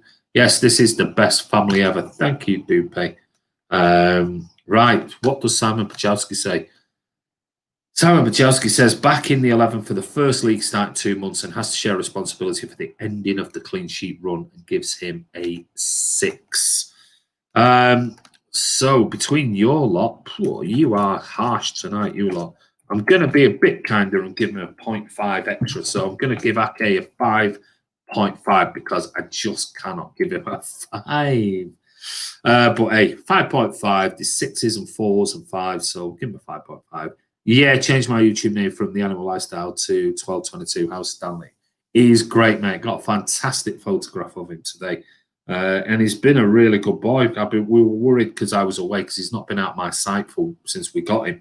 But this is the first time I've left him alone. And my wife kindly sent me a photo of him in our bathroom, lying on the floor. I'll show it you. There you go. There's Stanley. That's him. Bless him. So yeah, I'm missing him. I'm probably missing him. He's probably not missing me at all because he gets fed and taken on walks and things like that. So yeah, but I'm missing him. So I can't wait to be back on Friday to see him. But expect low rating, says Leonard. UK Misfit Ake 3. Gundogan or Stanley is so cute. He is very cute. He's a good boy. Lovely photo, Stanley. Thank you, mate. He's got he hasn't, because I've actually got quite small ears. He's got massive ears. He's like a bat. We're always going, is he a bat? A combination of a bat, a rat? Well, we can't work it out because his ears are so big. And the thing is bless him. He'll never be, my wife was telling me the other day, he'll never be Kennel Club registered because he's a Jack Russell. Their ears are naturally supposed to flop over. So he can never be Kennel Club registered because his ears, at the moment, because he's only 4 months old, don't flop over. So unless they flop over, we can never register him at the Kennel Club. And we would never be able to show him anyway because he's chocolate brown. He's chocolate and tan, which they don't recognise either. So he's a hybrid. He's a freak of nature. And chocolate and tan Jack Russells are rare. So, yeah, poor Stanley. Is a one-off. Andy, I think our draw is favourable because all the other clubs got a big club at set buy-in, so 1 or 2 more. I think it's a great draw, a brilliant draw, Dupe. Great show, Andy. Always good to hear your views on our beloved Blues. Points overall for the team performance, 5.5. Thanks, Sean. Appreciate that, and welcome to the channel, mate. I've not seen you on here before, but it's great to have you on, mate, and always welcome new Blues on here.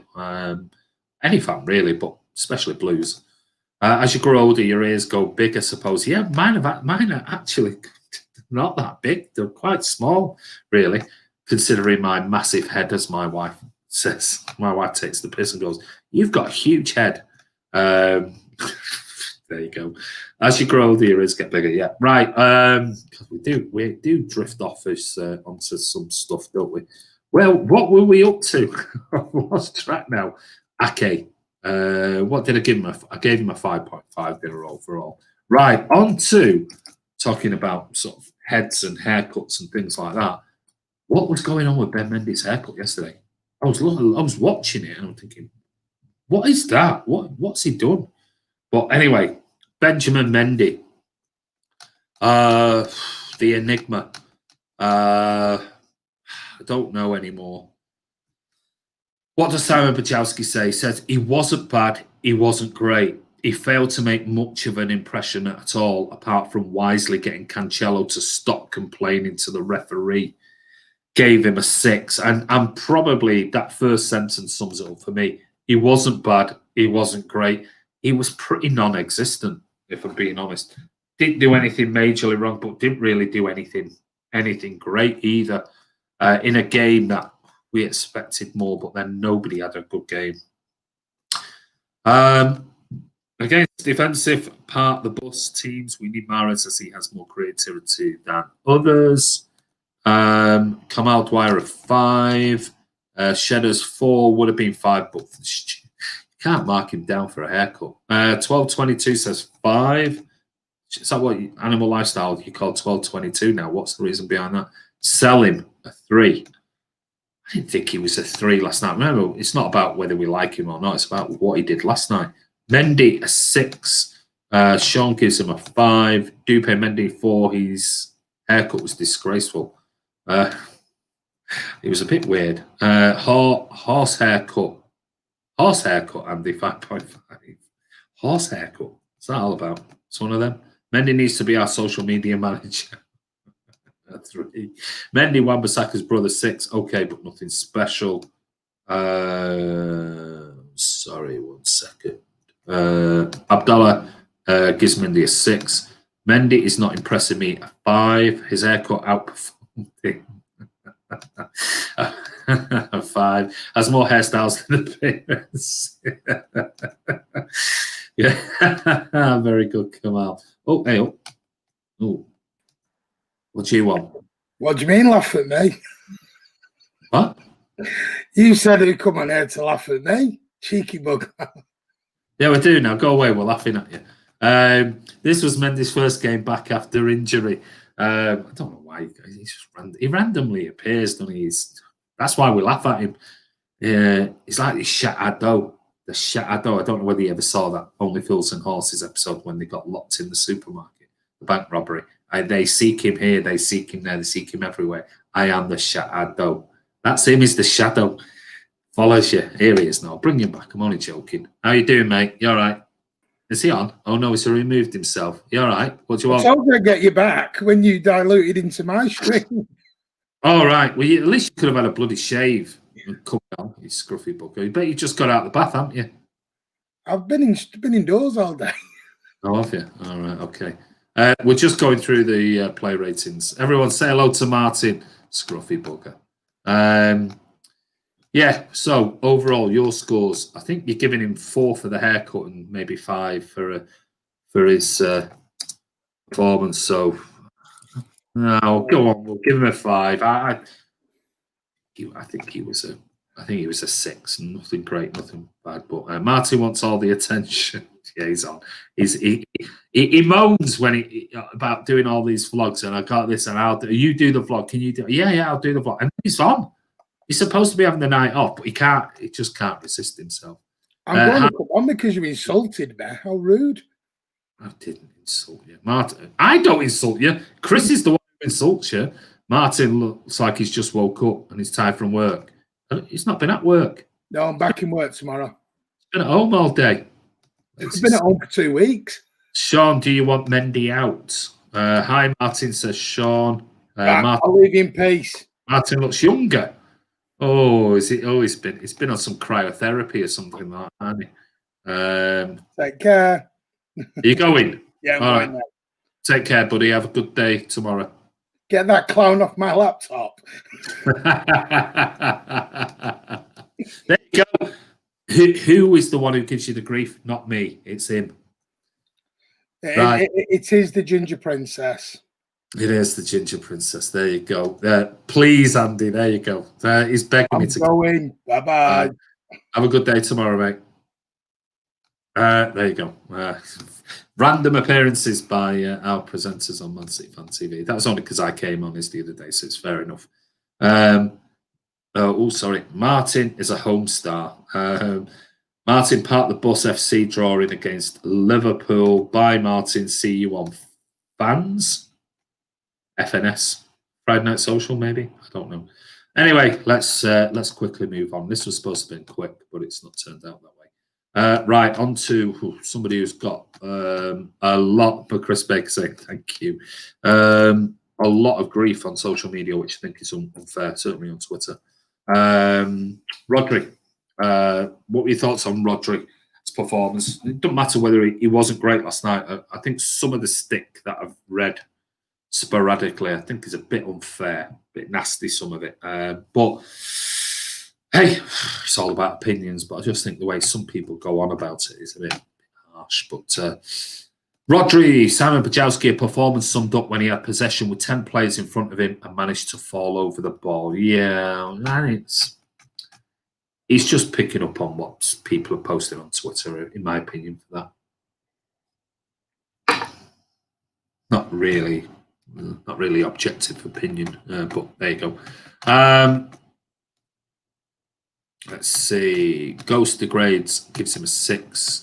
Robert Robertson, trash. 5, good player, just not for us. Maybe a fair point there. Rodri, very underrated, kept the ball in the opposite half, 6.5. Jamie Shaw gives him a 6. 12-22 gives him a 4. 4, poor on the bench, play fair until it's injured. Rodri, I'm out. I'm not going to be harsh. Rodri out. I'm not going to be harsh. Sorry, Robert. Rodri 3.5. I think he was down bad. But hey, it's your scores. Rodri 7. Thought he was good and intercepted the ball well. His shooting was abysmal. Rodri 2. Roofer improvement. 5.5 from Sean. Rodri, got to admit, was a 5. Sorry, and I've defended all season. Defended him. Yeah. Rodri 6.5, solid. Good forward, not good back tracking. Fair point, Alec. 6, Rodri, my favourite. 4. Right. What did I say? He gave Sam Bajowski gave him a 5. I can't give him as low as a 4. I'm sorry, I just can't. That is harsh. Gets the lowest score possibly. I mean, come on, gets a 5, and that's below average. But I think a 4 and a 3 and whatever else is a bit harsh. 5 for me. Too many long-range efforts wide of target. His shooting hasn't been the best. Certainly after he scored that goal again. Did Burnley scored that screamer? Not really. Not really seen much of those type of shots from him since. They've generally been all at the corner flag.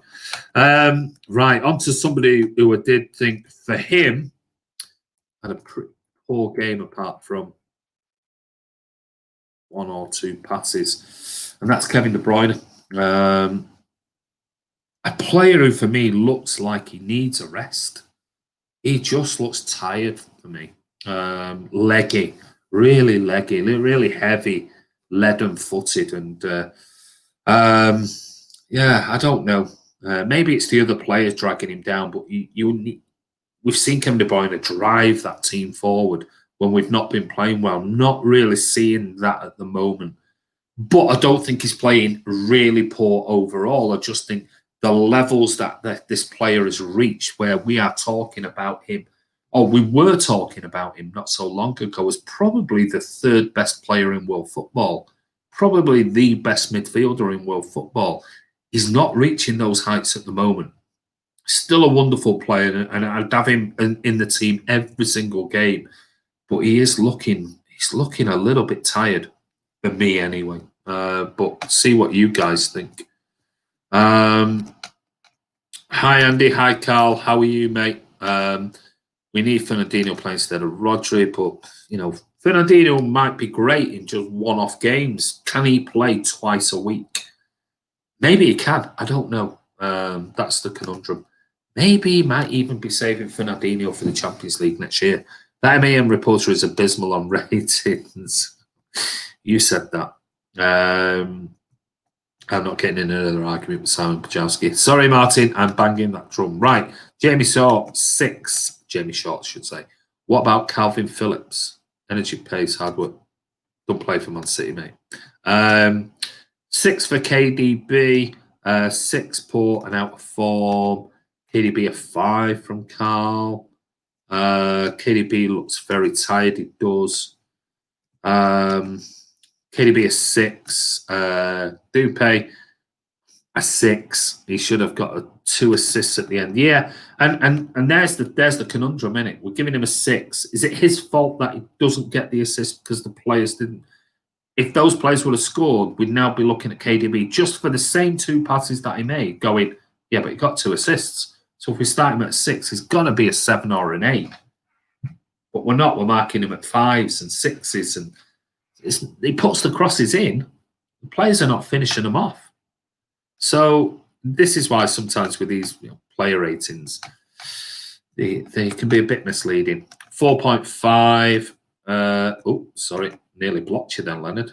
6, giving too many balls away cheaply and unnecessary. It's like he's having to force it at the moment, isn't he? Play KDB as a free. Yeah, Carl loves his free 8s. 7, limited because of Pep's tactics of isolating him in front of 2. Stay back. DM on another level compared to the team. 7 from Sean. Palmer, not 5, not at it at the moment. Well, who is, to be fair? I mean, Kyle Walker probably up there as still probably our overall best player of the season so far. Not many are really pulling it out at the moment. Tired. Messi and Ronaldo don't get tired. Messi and Ronaldo don't play in the Premier League week in, week out. Completely different. Still got more quality than most. 7. Kev 6.5 would have been an 8 if he's 2 assists on the play. There you go. That's what I just said there, Neil. We're giving him low. Oh, I'm not, but people are giving him low scores. But then people saying, well, he should have had 2 assists. Well, the crosses don't change. The finishing is the problem, and we should be walking away with Kevin De Bruyne got another 2 assists tonight, so it should be an 8. Small margins. Jesus had 3 Prem goals this season and 1 assist. Is that good enough? Depends on how many games he's played. Queen versus King. We'll talk about Jesus shortly. We need to blame Pep not sign a Fernandinho type player because Rodri is not like Ferner and Rodri not good.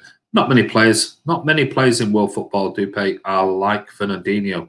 There are a few, the Kantes, but he's probably getting a little bit long in the tooth now. There are not many players that good. That's the low score I've ever Kevin De Bruyne. I'm sure it is, mate. I'm sure it is. Ryan must be mad. Cologne losing 4-0 to Leverkusen. Oh, God. Yeah, but he's not happy. Do you think we will get top 4 or win the league? Possibly. Do I think we'll get top 4? Yes. Do I think we'll win the league? Got a good as chance as anybody as it stands at the moment. We've got 26 games to go. We're currently 7th. Not bad. No, it's not good. We'd rather be top, but we're not. We're only 5 points and a game in hand. And as it stands at the moment, you know, we are still a long way to go in the season, and we could quite easily, by January, February, be in the top two, a few points off the leader or whoever that may be. So there's a long way to go. I'd be more concerned if we're now in February, March, and thinking, God, we're 5, 6, 7, 8 points off. And then I go, yeah, not ideal. So a long way to go. New normal, new city. Plenty of time to go. I agree. What does Sam Majowski say? He says, De Bruyne, one of his poorest performances this season, wasting a number of promising positions with the ball in the final third, but doesn't say anything about the possible 2 assists that he should have had. Gives him a 5. So KDB gets a 5, looking at your scores overall. Which brings us on to Phil Foden.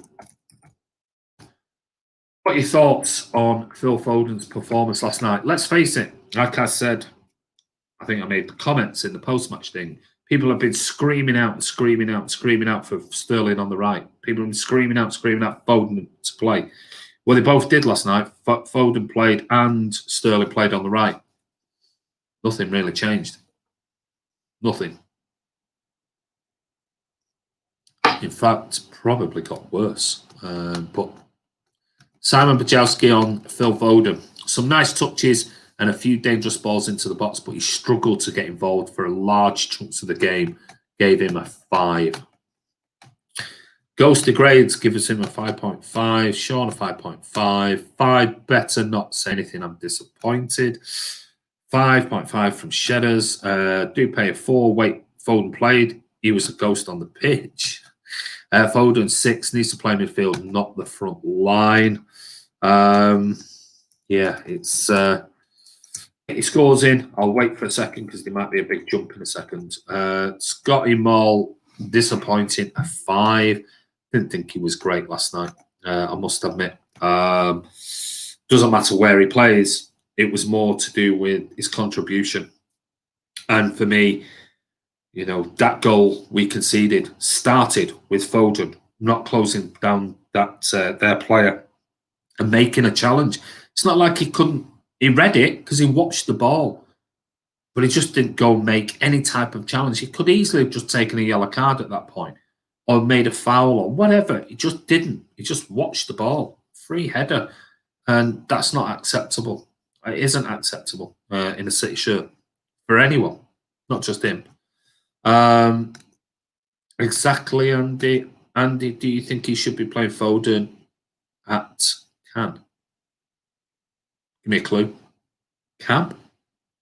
Cam? Maybe? Dupe? Is that what you're saying? Maybe? I don't know. Yeah. Looking at your scores, I think you're all pretty much Cam. We don't really play with a Cam per se, the way Pep plays. I'd like to see Foden in a 10, if you want to call that Cam. I'd like to see him around there because he's got very good technical ability, good close control. Like David Silva does, he creates time with his body shape very easily. When he takes a pass, he's got pretty good both. Even though he's notoriously left-footed, he's got good, decent both feet. His right foot's good as well. So I think his close control is very good, and I think he could play behind the strikers. But yeah, who knows? Who knows? So Foden is going to get 5. Bit disappointed in him last night, if I'm honest. But it is what it is. On to somebody else who lots of people have been calling to sell him, calling for him to be dropped, and he's not having a great time of it. We know that at the moment, and that is Raheem Sterling. Another disappointing performance. It's not the first this season. Somebody who does look tired, does look like he needs to be re-energized, whether it be mentally rather than physically. But somebody who Pep says can play every single day if he needs to. But something is missing. There's something missing this season in him. He's missed so many very, very good chances, and it's not happening. It just isn't happening. Maybe it's a patch, and maybe he'll come out of this. But yeah, well, I guess we'll see. We'll see. But what were your thoughts on Raheem Sterling last night?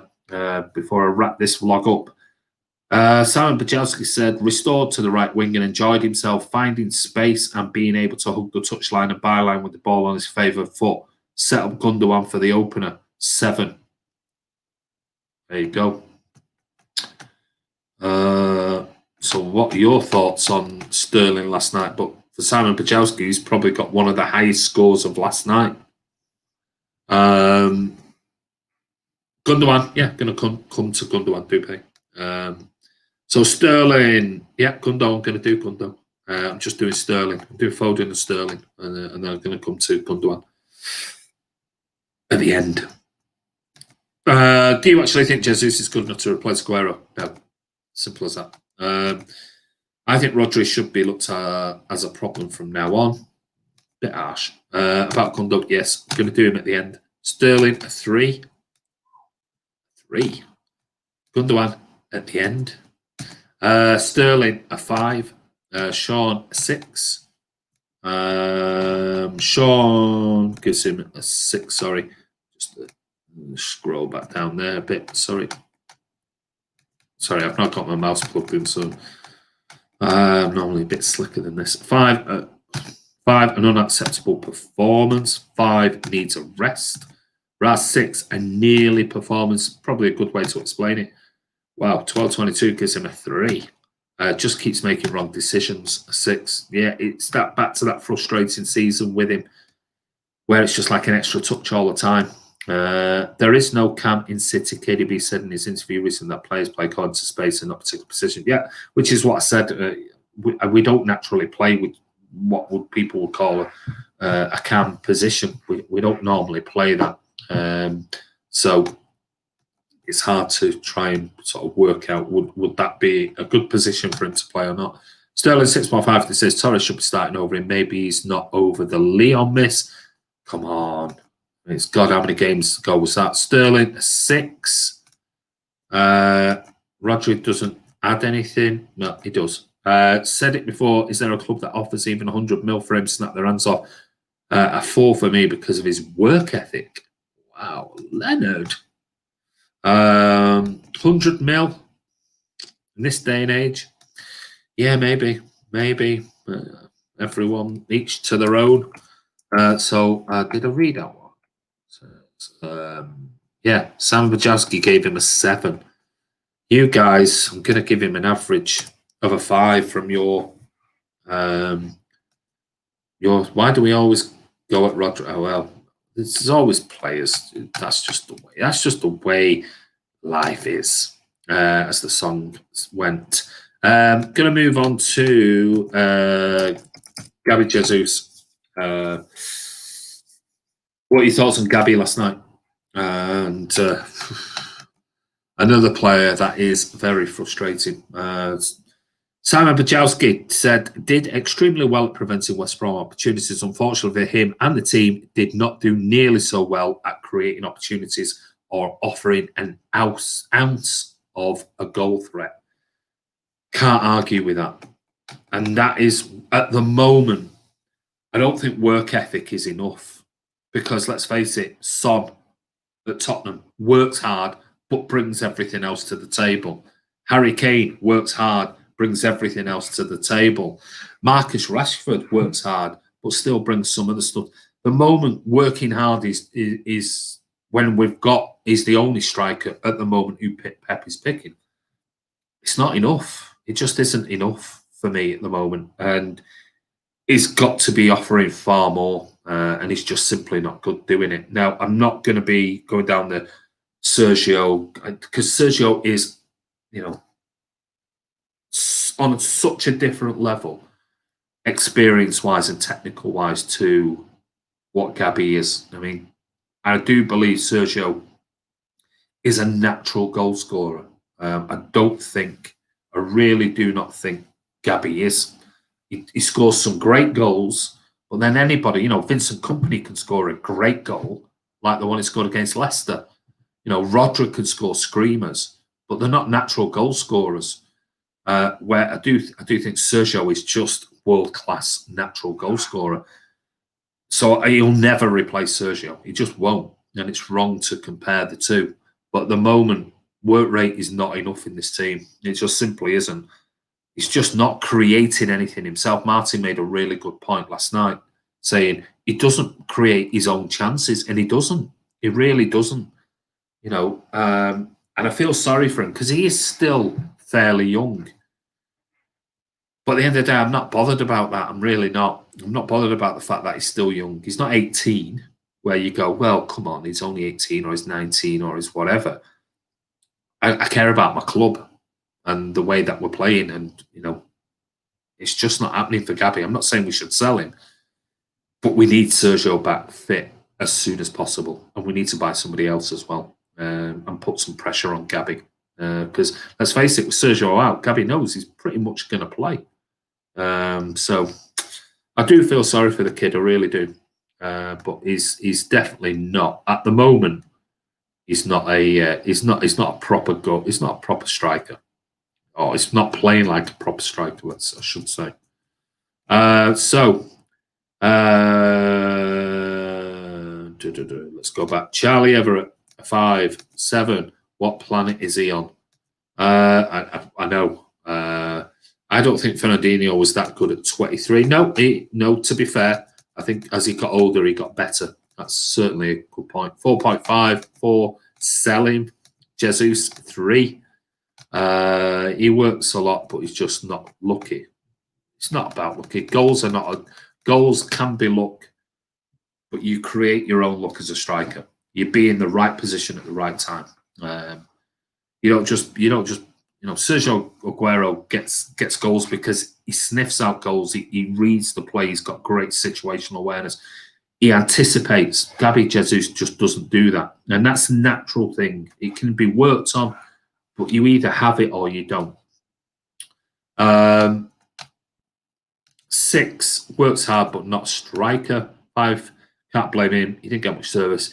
Yeah, but Dupé's got to start as a striker. He's got to also create his own chances. He doesn't do that. He isn't doing that at the moment. It's not just all about I'm going to be on the end of crosses and I'm going to be, or somebody will cross a ball in and I'll be in the penalty box and I'll tap it in. And it's not just about that as a striker. Harry Kane, Son, they create their own goals.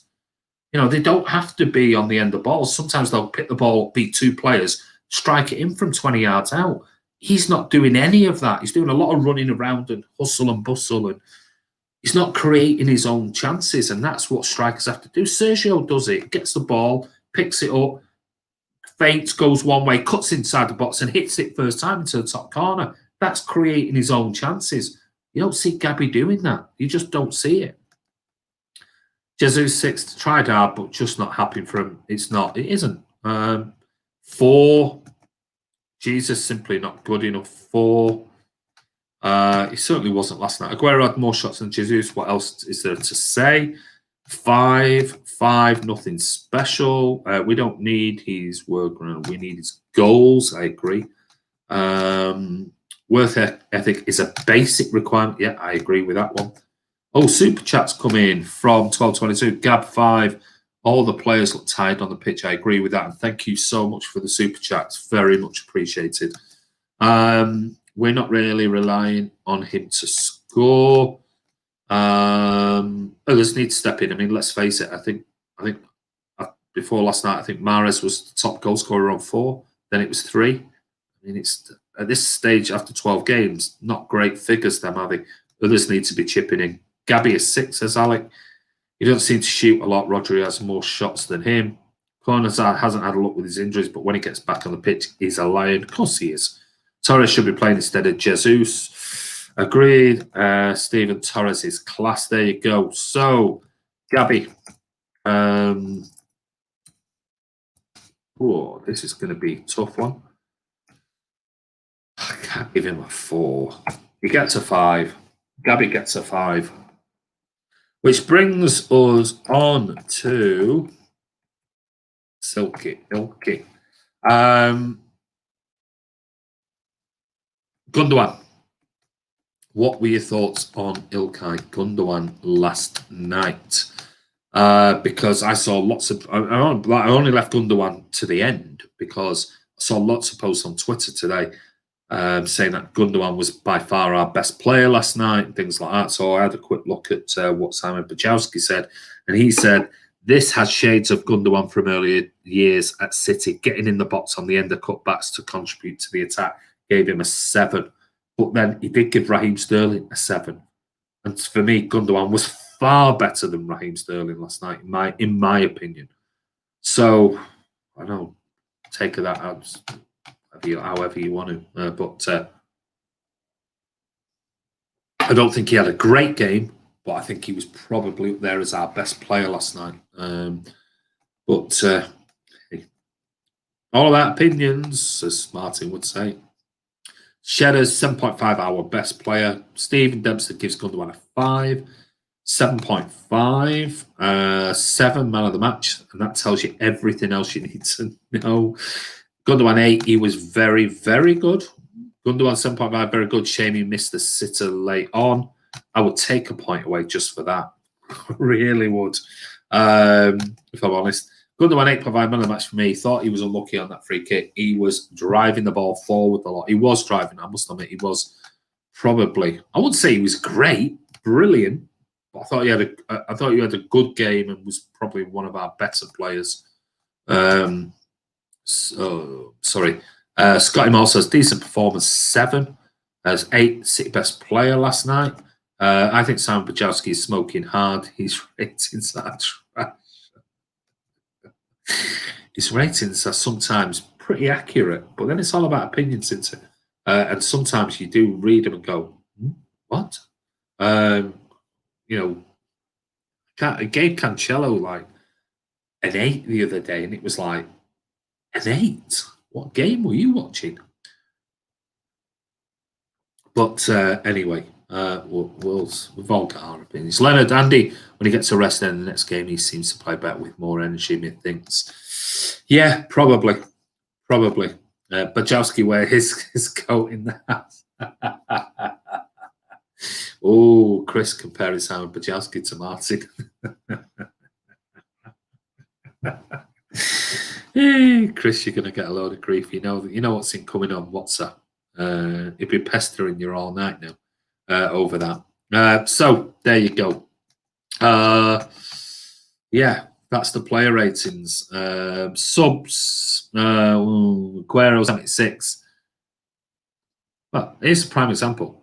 I'm not going to do it because unless they have 20 minutes plus, I don't do player ratings for that. But Aguero for Foden on 76 minutes.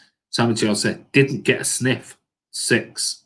I thought he had that chance that he created himself. Walker for Mendy, push forward well on the right with West Brom's defending deep, got a 6. Then we had Stefan Laporte, Bernardo Torres and Mahrez, who obviously didn't play. So, okay, do Pep. Okay, I'll do Pep. But I am not going to get into a massive big debate over Pep Guardiola because people start saying sack him and all that type of nonsense. Absolute garbage. But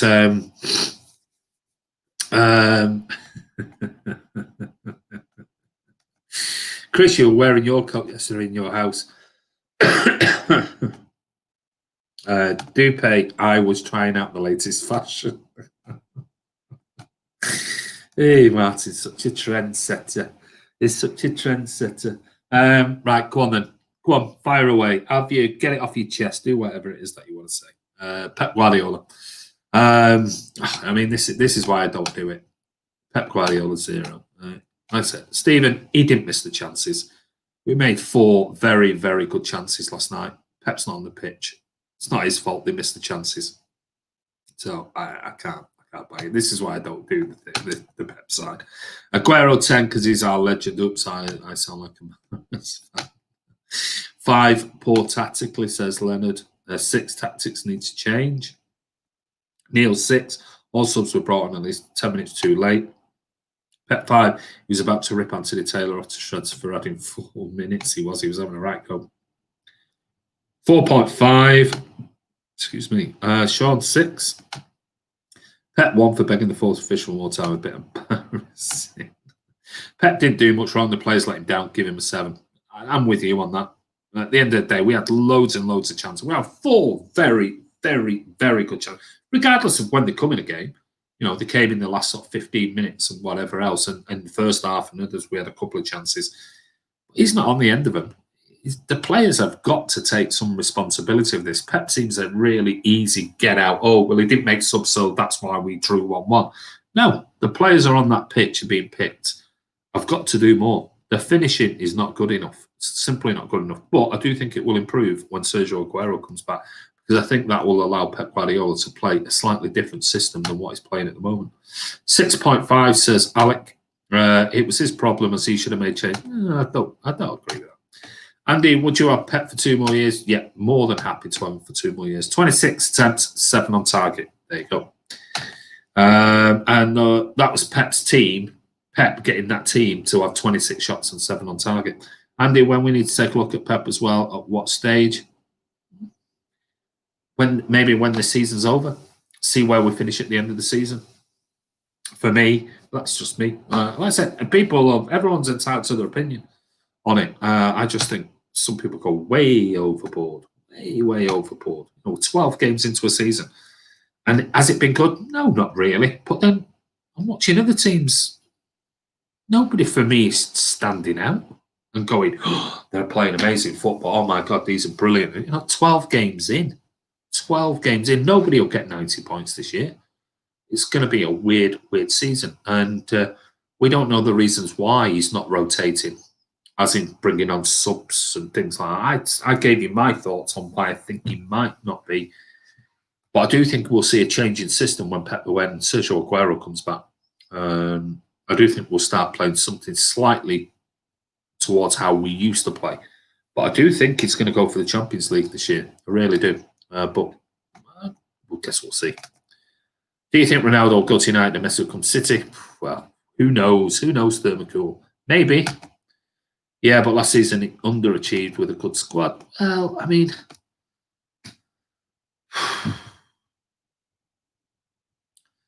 So... we have had a good squad now for 10 years. Does that mean to say every year we should be winning minimum of 2 trophies? We have had a good squad for nearly 10 years.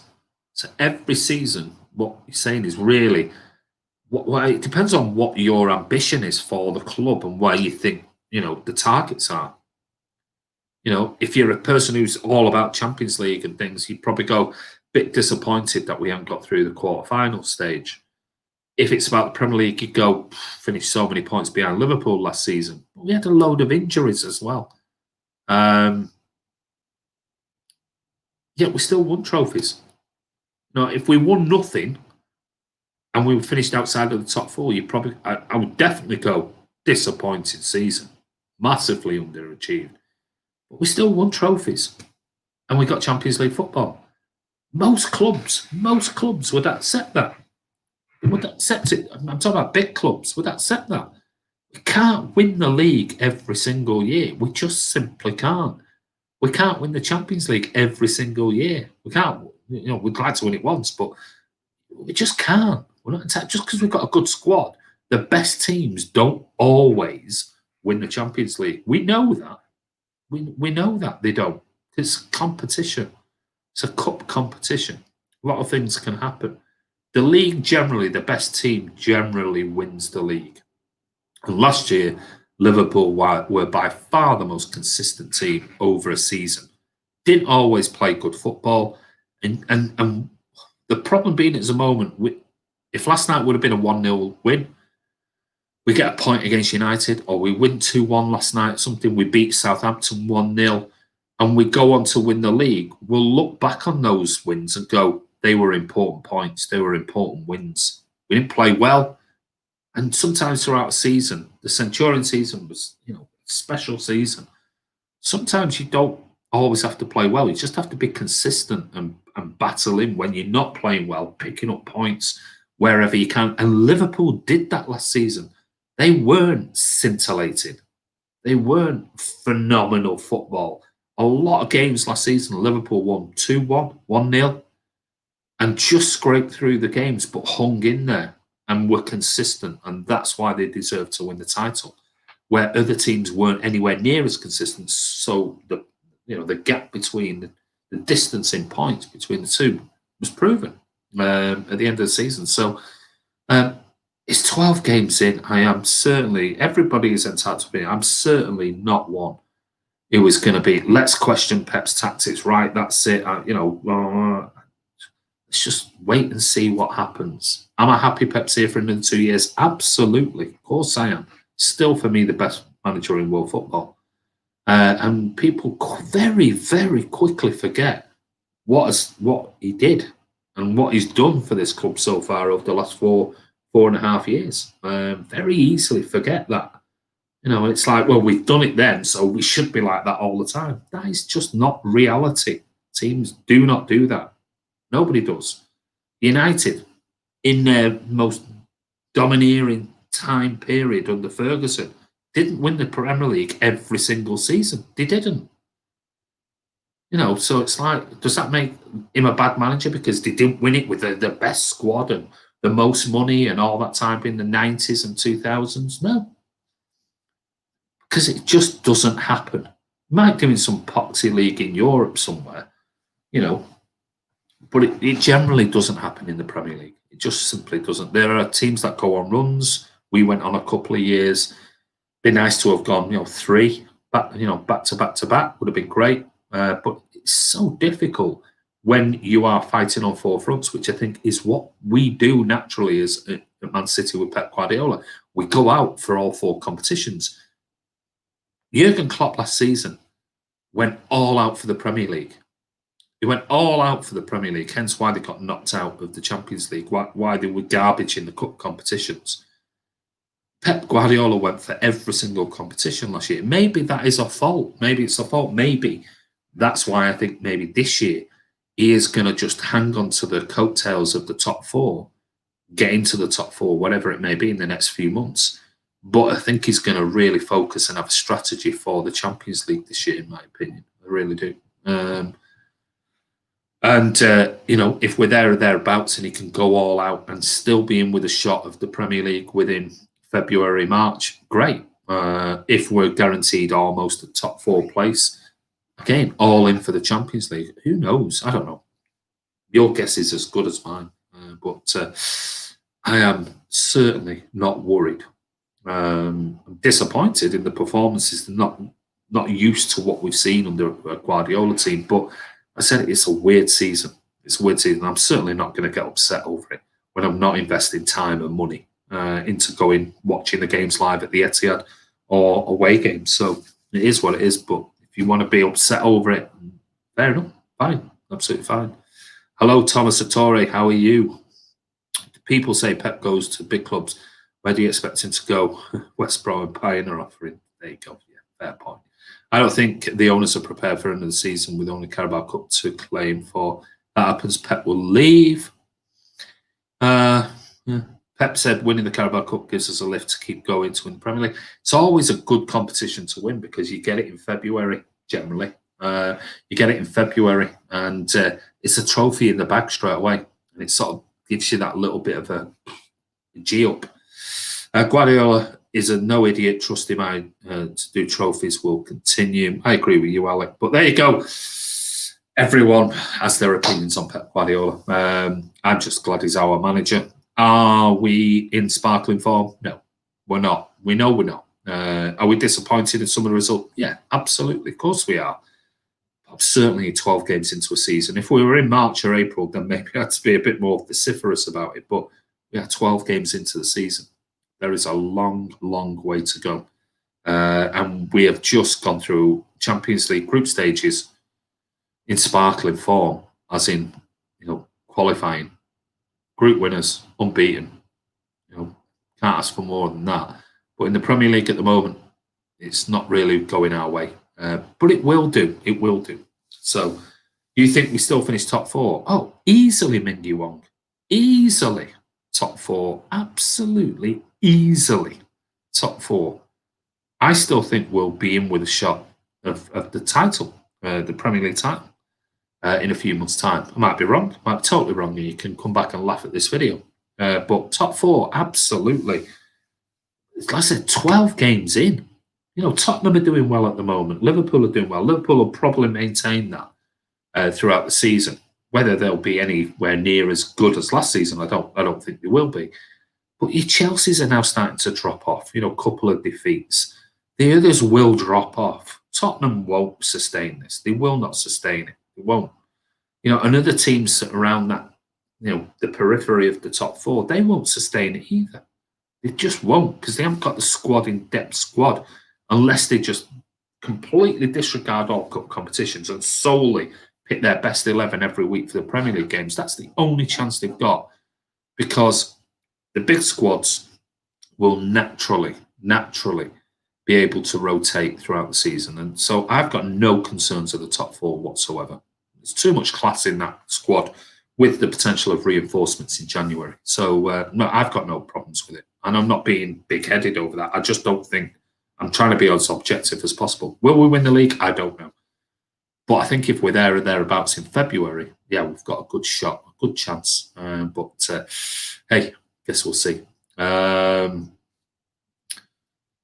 What else have we got? This means nothing to me. Great stream, Andy, as always. Safe flight home. Thank you, Shedders. Take care. I'm going now. Pep lost it. Keeps going on about his play. Liam Delap, how easy. How easy. Pep lost it. Keeps going on about his play. Liam Delap, how easy it. Sorry, mate, I don't understand that. Good night, Charlie.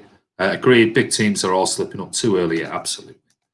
Martin, mcfcfantv, love to see you do a quick one. It would be, yeah. Oh, Vienna, there you go. Martin's jumping in with the old Vienna there. But anyway, don't forget, Martin, take your coat off. It's not that cold, mate. It's only about 2-3 degrees here. No big coat on for me. And I've got the window open as well. West Brom goalie was class. He was. A good point, that, Alec. Big shout out. He had a great game last night. But they always seem to have a great game when they play Man City, don't they? West Brom goalie was classic. He was, sorry. Just repeat that. Andy, you're a legend. Thank you, dude. Yeah, I'm not a legend, mate. Thanks, Andy. You're welcome, Miggy Wong. Stay safe, everyone. Safe flight home, Andy. Thank you for space bar, Sean. Come on. You're at school, mate. Sort that space bar out in between those. But anyway, this is Andy from Man City Fan TV. That's the player ratings for last night's 1-1 draw with West Brom. Don't forget, we will be back. I don't know when. Who knows? Tomorrow, maybe. But we'll definitely be back for the Friday Night Social. Don't forget to check that out on Friday. Cheers, Andy. You take care, Chris. Thanks, Andy. Thank you, Leonard, for coming on and all your great points. I read something about dodgy engine. I'm sure I did. Who cares? Don't bother me, mate. I'm not scared of flying. Poor Marty. Okay, mate. Could take off with one wing for all I care. Or one engine. So, yeah, we might be back tomorrow. I don't know. Maybe Martin will do something. He might have got a new coat for tomorrow night's vlog, something that he'll be showing you off. Definitely with KLM. No, I'm not flying back with KLM this time. Ryanair, I'm flying back with, so I'll be good. Gundal's got a dodgy. Trust you, Chris. But take care. Don't forget, guys, if you want to give it... Kim and Air France are my favourites. Kim, oh, Kim's your favourite, is she? Tell us more about that one, Dupe. I'm back Friday swimming. Oh, he's swimming tomorrow. Bless him. Oh, he's swimming. Is Martin. Have a good one, Andy. Brilliant show as usual. Thanks, Stephen. Thank you for all your comments, mate. Even worse, Ryanair. Not wrong with Ryanair. They're absolutely fine. Martin's fashion sense is dodgy. Dear. KLM, not Kim. Oh, yeah. Changing your tune now, aren't you, Dupe? No, I've caught you out. But anyway, don't forget, if you want to give it a thumbs up, try and, I don't know how many the thumbs downs are. Maybe it's gone up. Who knows? But who cares? I don't. Might see Andy in the ocean. Yeah, you might do. Shamu show, 8 p.m. tomorrow. There you go. I would love to have a Kim. There you go. Hey, listen, you're only young. You've still got plenty of time, buddy. Plenty of Kims in the sea for you, Dupe. But yeah, if you want to give it a thumbs up, give it a thumbs up. If you don't, I'd give it a thumbs down if you want to, for all I care. But yeah, if you are not a subscriber of Man City Fan TV, it'd really be great if you can click that subscribe button. and hit the bell icon. That way you'll be notified whenever a new video comes out, which is most days during the week, talking about Man City and other things, getting into arguments, debates, discussions, and whatever else we do here on this channel. 40 thumbs up and 35 likes now. Oh, well, there you go. So it's changed slightly. But watch this after we're finished. They'll come back on and new accounts will be created and they'll get the super bots back. But anyway, take care. Have a good evening wherever you are in the world. And thank you again for all your comments tonight. Really do appreciate it. Is Martin wearing red knickers and pink lingerie? Probably. Under his coat. Chris, so stop it, you two. What a great show. Thank you, Alec Johnson. Really appreciate it. And you take care. And yeah, sorry about the bad news, mate, but keep your chin up. Join us here on Man City Fan TV. It'll take what should have been an hour, 2 hours of your life away. 2 hours and 5 minutes tonight. Where did that time go? But take care. Have a great evening. And as usual, we'll see you soon.